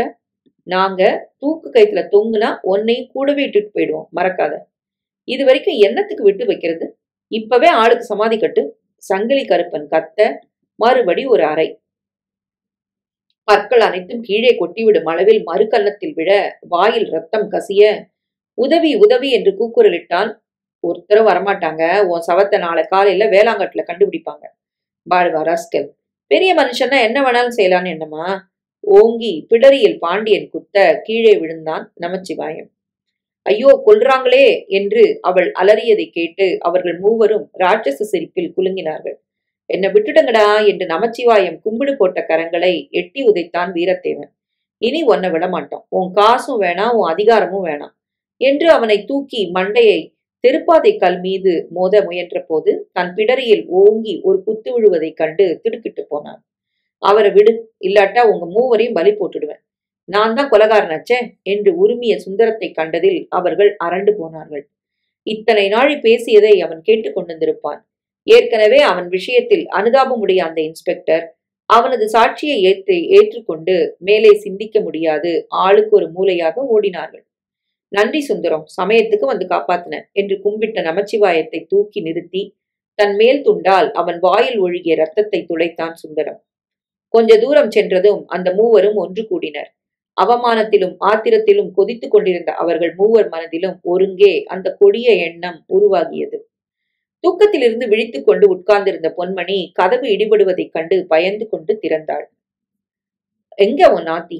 அவளை உன் புருஷன் இட்டுட்டு வர சொன்னாரு. வீரத்தேவன் உருமியதை அவளால் நம்ப முடியவில்லை. எங்க இருக்கான்னு சொல்றியா? மென்னிய ஒரு முறிக்கவா? பாண்டியன் கர்ஜித்ததும் நடுங்கி போன பொன்மணி அந்த கடைசி அறை கதவை திறந்து விட்டாள். திரௌபதி 5 பேருக்கு பொஞ்சாதினாலாம், நீ எங்க 3 பேருக்கும் பொஞ்சாதி ஆக போற என்று அறைக்குள்ளே அழுது கொண்டு நின்ற கௌரியை பாண்டியன் கூந்தலை பிடித்து இழுத்து அவள் கதறி துடிக்க அப்படியே தூக்கி கொண்டு வெளியேறினான். ஜன்னல் வழியே வீசிய காற்றில் மிதந்து வந்த புகையின் நெடி நாகப்பனையும் உலுப்பி எழுப்பிவிட்டது. கயிற்றுக்கட்டிலிருந்து இறங்கி வாசல் கதவை திறந்து ஓடி வேலி ஓரத்திலிருந்து எட்டி பார்த்தான். கடைத்தெருவிலிருந்து வந்த வெளிச்சம் அவனுக்கு நிலைமையை விளக்கவே திடீரென்று ஒரு திகில் வயிற்றை பிசைந்தது. சுந்தரம் ஒரு சைக்கிள் கடை வச்சு நடத்துறானே, அதற்கு மேல் சிந்திக்க முடியாது பரபரப்படைந்து போனான். யோகவதி, கதவை தாழ் போட்டுக்கிட்டு பத்திரமா இரு, கடத்தெருவுல கடன் ஏதோ நெருப்பு பிடிச்சுக்கிட்டு எரியறா போல தோணுது என்றான். பாயிலிருந்து எழுந்து உட்கார்ந்த யோகவதிக்கு ஒரே கவலை. இந்தாங்க, வாய் உபச்சாரமா ஏதாச்சும் செஞ்சா போதும், நெருப்பு கிட்ட போக வேணாம், வம்பு வழக்கு வேணாம் எச்சரித்தாள். அதற்கு பின் அவளுக்கு உறக்கம் வரவில்லை. பொழுது விடிய அதிக நேரம் இருந்த போதிலும் அவள் மாற்று புடவை ரவிக்கையுடன் பின்பக்கத்து கிணற்றடிக்கு சென்று வேகமாக வாளியில் நீரை இறைத்து பல் துலக்கி குளித்து முடித்தாள். துவைத்த புடவை ரவிக்கையை கொடியில் போட்டுவிட்டு மாற்று புடவை தலைப்பை இழுத்து போர்த்தி கொண்டு உள்ளே வந்தாள். நெற்றியில் பெரிய குங்கும பொட்டும் இடுப்பில் கூடையுமாக தோட்டத்துக்குள் புகுந்தாள். காதில் துல்லியமாக கடைத்தெருவிலிருந்து வந்த கடமுடா சத்தத்தை மீறி ஒரு பெண்ணின் அலறல் கேட்டதும் பதைபதைத்து போய் விடியற்காலை அரைகுறை வெளிச்சத்தில் அவள் தடுமாறிக்கொண்டு தன் வெட்டருவாளை தேடி எடுத்து கையில் பிடித்துக்கொண்டு வேலித்திட்டியை திறந்து வெளியே வந்தாள். சாலையின் எதிர்ப்புறத்தில் ஓங்கி வளர்ந்திருந்த வேப்பமரத்தடியில் லேசான வெடியற்காலை வெளிச்சத்தில் அவள் கண்ட காட்சி அவளை அதிர்ச்சியடைய செய்தது. 3 ஆண்களுடன் ஒரு பெண் தன்மானத்துக்கு போராடி கொண்டிருப்பதைக் காண அவள் ரத்தம் கொதித்தது. புடவை தலைப்பை இறுக கட்டிக்கொண்டு ஆவேசத்துடன் கையில் வெட்டருவாளுடன் அவள் சாலையின் குறுக்கே ஓடி வந்தாள். டேய் வயங்காளி பசங்களா, ஒரு பொண்ணுகிட்ட 3 ஆம்பளைங்க ரவுடித்தனமா செய்றீங்க, விடுங்கடா அந்த பொண்ண, ஓங்கி உரத்து கூச்சலிட்டாள். வீரபாண்டியன் கௌரியின் புடவை தலைப்பை தன் பிடியில் இருந்து நழுவ விட்டு திரும்பி பார்த்தான். யார் இவன் இந்த வேளையில என்று வியப்புடன் நின்றவன் அருகே வெட்டருவாளுடன் யோகவதி அணுகினாள். வெக்கங்கெட்ட பசங்களா, இந்த பொண்ணை விட்டுடுங்கடா, இல்லாட்டி ஒரே வெட்டு கை போயிடும் உருமினாள். 3 பேரை எதிர்த்துக்கிட்டு ஒரு பொம்பளை வந்துட்டா பயந்துருவோமா? யார் நீ? அதட்டியபடி அருகில் வந்த பாண்டியன் யோகவதியின் வெட்டருவாளின் சக்தியை ஒரு துளி ரசித்தான். ஐயோ அம்மா என்று முழங்கை மீது வழிந்த ரத்தத்தைக் கண்டு அலறிக்கொண்டு அவன் ஓட மற்ற இருவரும் ஆளுக்கு ஒரு திக்காக துணிவை இழந்து ஓடியபடி ஏய் வந்து கவனிச்சுக்கிறோம் என்று போலியான தைரியத்திலே கத்தினர். விம்மி அழுத கௌரியை தன் மார்போடு அணைத்து கொண்டு தன் வீட்டுக்கு கூட்டிச் சென்று ஆறுதல் சொன்னாள் யோகவதி. பயப்படாதம்மா, அவங்க இங்க இனிமே வரமாட்டாங்க. ஏன்னா உயிருக்கு பயப்படாத பொம்பளைனா, அவங்க உயிருக்கு பயந்த கோழையான ஆம்பளைங்க. சிரித்தபடி செம்பில் நீர் முகந்து கொடுத்து கௌரி முகம் கழுவி சீர் செய்து கொள்ள உதவினாள். அலங்கோலமாகிவிட்ட தன் ஆடையை சரி செய்து கொண்டு அழுது சிவந்த முகத்தை கழுவி துடைத்து கொண்ட கௌரி அவளை கையெடுத்து கும்பிட்டாள். அம்மா, நீங்க மட்டும் தெய்வமா வந்து உதவி செஞ்சிருக்கலன்னா நான் இந்நேரம் பேச முடியாது திணறினாள். மனமுருகி போன யோகவதி விடிந்து கொண்டு வந்த வெளிச்சத்துள் அந்த பெண்ணை உற்று பார்த்து திகைப்புடன் தன் கரங்களை தூக்கி வணங்கினாள். அம்மா, நீங்க பெரியதனக்காரர் மகள் கௌரி இல்ல? உங்ககிட்டயா அந்த அநியாயக்காரங்க இப்படி அழிவா நடந்துகிட்டானுங்க? நீங்க போட்ட பிச்சையில நானும் என் கணவரும் வயிறார சாப்பிட்டுட்டு வரோமே, எல்லாம் எனக்கு பஞ்சாயத்து ஐயா சொல்லியிருக்கிறாரு. கடன்ல எங்க நிலம் முழுக இருந்தப்போ பேர் விவரம் தெரிவிக்காம நீங்க உங்க வாங்கின வங்கி சீட்டுகளை அடமானம் வச்சு பணம் எடுத்து அவர் மூலம் கடனை அடைச்சு நிலத்தை விடுவிச்சிங்களாம்.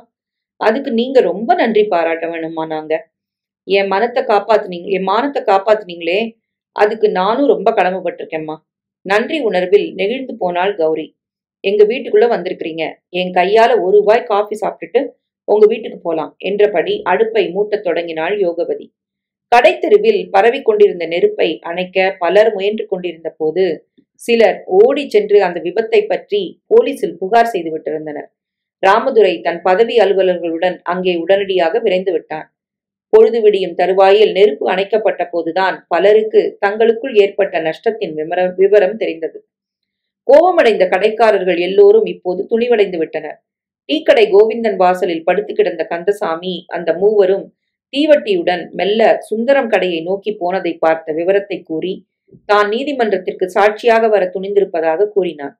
அந்த மூவரும் கடைத்தெருவில் செய்து கொண்டிருந்த அநியாயங்களை விவரித்து கடைக்காரர்கள் அனைவரும் ஒன்று சேர்ந்து சாட்சிகளாக மாறவே இன்ஸ்பெக்டர் அந்த மூவரையும் உடனடியாக சந்தேகத்தின் பேரில் கைது செய்ய உத்தரவு பிறப்பித்தார்.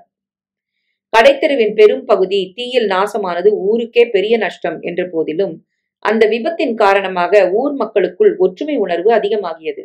எல்லோரும் கூடி தீயை அணைக்க முயன்றது போல பஞ்சாயத்து பரமசிவத்தின் சொற்படி எல்லோரும் சேர்ந்து கூட்டு முயற்சியால் சேதமான பொருள்களை அப்புறப்படுத்தி ஒரு சில நாட்களில் கடைகளை புதுப்பித்து விட்டனர். அடுத்த நாள் காலை கடைகளை துவங்க ஏற்பாடு.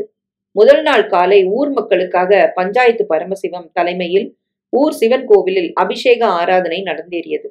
பின்னர் அன்று மாலை ஊரின் எல்லையில் உள்ள பெரிய ஆலமரத்தடியிலே பஞ்சாயத்து கூடியது.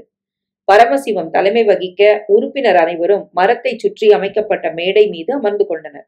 ஊர் மக்கள் ஆண்கள் ஒரு புறமும் பெண்கள் ஒரு புறமுமாக அணி செய்தபடி தரையில் எதிரே உட்கார்ந்து கொண்டனர். இந்த தீ விபத்துக்கு காரணம் வீரத்தேவன் கோஷ்டி என்று அவங்களை போலீஸ் கைது செய்து விட்ட போதிலும் இதை தூண்டி விட்டவர் நம்ம பெரியதனக்காரன் மகன் நமச்சிவாயம்னு ஜனங்க மனசுல ஒரு கலவரம் இருக்கு. அதுக்கு அவர் என்ன பதில் சொல்ல போறாராம் என்று வயதான பெரியவர் ஒருவர் விவாதத்தை ஆரம்பிக்க நமச்சிவாயம் பதறி போனான். பரமசிவம் மருமகன் என்ற உறவை மீறி தம்மை உறுத்து பார்ப்பதைக் கண்டு அஞ்சினான். எழுந்து மிகவும் அடக்கமாக உத்திரியத்தை இடுப்பில் கட்டிக்கொண்டு மக்களை வணங்கிவிட்டு பேசினான். என்னை அடிச்சு கொல்லவும் என் சகோதரியை கடத்தி செல்ல திட்டமிட்டு தீங்கு செஞ்ச அந்த கயவன்களோட நான் சிநேகிதமா இருந்தது தப்பு, ஒப்புக்கிறேன். ஆனா எங்க குலதெய்வ முருகன் மேல ஆன, நான் அவங்களை இந்த துஷ்ட காரியம் செய்ய ஏவல. கெஞ்சும் குரலில் கூறிவிட்டு மக்களை பரிதாபமாக பார்த்தான். ஆத்திரத்துடன் ஊர் ஜனங்கள் தங்கள் கையில் இருந்த தடிக்கம்பால் அவனை அடித்து நொறுக்கிவிட்டால் அவனது தொண்டை கிளியால் வறண்டு போனது. கால்கள் பயத்தில் தள்ளாடின. ஊரில் பெரிய மனிதன் என்று வாழ்ந்துட்டு இருக்க நீ உண்மையிலே பெரிய மனுஷனா? மக்களுக்கு வழிகாட்டியா இருக்கணும். அதை விட்டுட்டு அல்ப சகவாசம் பண்ணிக்கிட்டு இருந்த. அந்த ஒரு தவறுக்கு இப்போ நான் ஒரு தண்டனை தரப்போறேன். இங்குள்ள எல்லாரும் சம்மதம்னா அதை நிறைவேற்றுவோம் என்று கூறிவிட்டு பரமசிவம் எல்லோரையும் பார்த்தார். மக்கள் மௌனமாக இருக்கவே அவர் தொடர்ந்தார். கடைகளை புதுப்பிக்க ஏற்பட்ட செலவுல 3/4 பங்கு நமச்சிவாயமும் 1/4 பங்கு நானும் ஏத்துக்கிறோம். சுந்தரத்துக்கு ஏற்பட்ட நஷ்டம் முழுசையும் நமச்சிவாயம் சரி கட்டி விடுறதோட தான் தங்கச்சி அவனுக்கு கட்டி கொடுத்து அவனை நல்லா வாழ வைக்கணும்.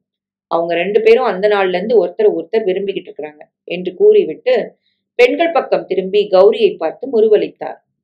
அம்மா கௌரி, உனக்கு சம்மதம் தானே? ஊர் பெரியவங்க முன்னால ஒளிவு மறைவில்லாம சொல்லுமா என்றார். கௌரி எழுந்து எல்லோருக்கும் வணக்கம் தெரிவித்துவிட்டு சிவந்த முகத்துடன் சுந்தரத்தை பார்த்தாள். எனக்கு பூரண சம்மதம் என்றாள் மெல்லிய குரலில்.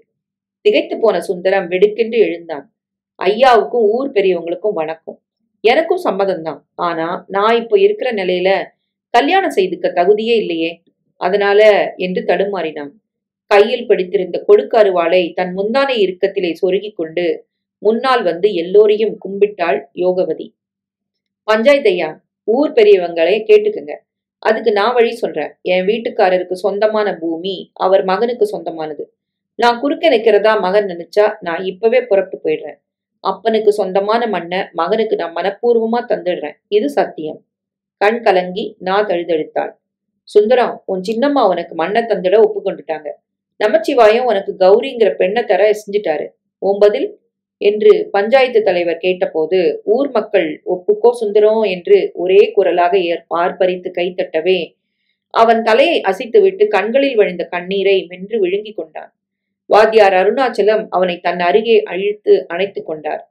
பஞ்சாயத்து முடிந்து கூட்டம் கலைந்தது. யோகவதி வேறு திக்கில் போவதைக் கண்டு எங்க போறீங்க என்று ஓடி வந்தாள் கௌரி. எங்க இருந்தோ வந்தேன், எங்கேயோ போறேன். சுந்தரமும் அவனோட அப்பாவும் ஒன்னு சேர்ந்தா அதுவே எனக்கு போதும் என்று கூறிவிட்டு அவள் மேலே நடந்தாள். திடீரென்று ஆவேசம் வந்தவன் போல் சுந்தரம் அம்மா என்று கத்திக்கொண்டு அவள் காலடியில் விழுந்து கும்பிட்டான். மண்ணும் பொண்ணும் மட்டும் போதாது, உங்களை போல ஒரு அம்மாவும் என் வாழ்க்கையை நிறைக்க வேணும். போகாதீங்க, வாங்க என்று விம்மியவனை யோகவதி அன்போடு தூக்கி நிறுத்தினாள். நாகப்பன் மனைவி அருகே வந்து சுந்தரத்தை தழுவிக்கொண்டு விம்மிய போது எல்லோர் கண்களிலும் நீர் பெருகி வழிந்தது. அது பிரிந்த குடும்பம் ஒன்றாகி விட்டதன் காரணமாக ஏற்பட்ட ஆனந்த கண்ணீர்.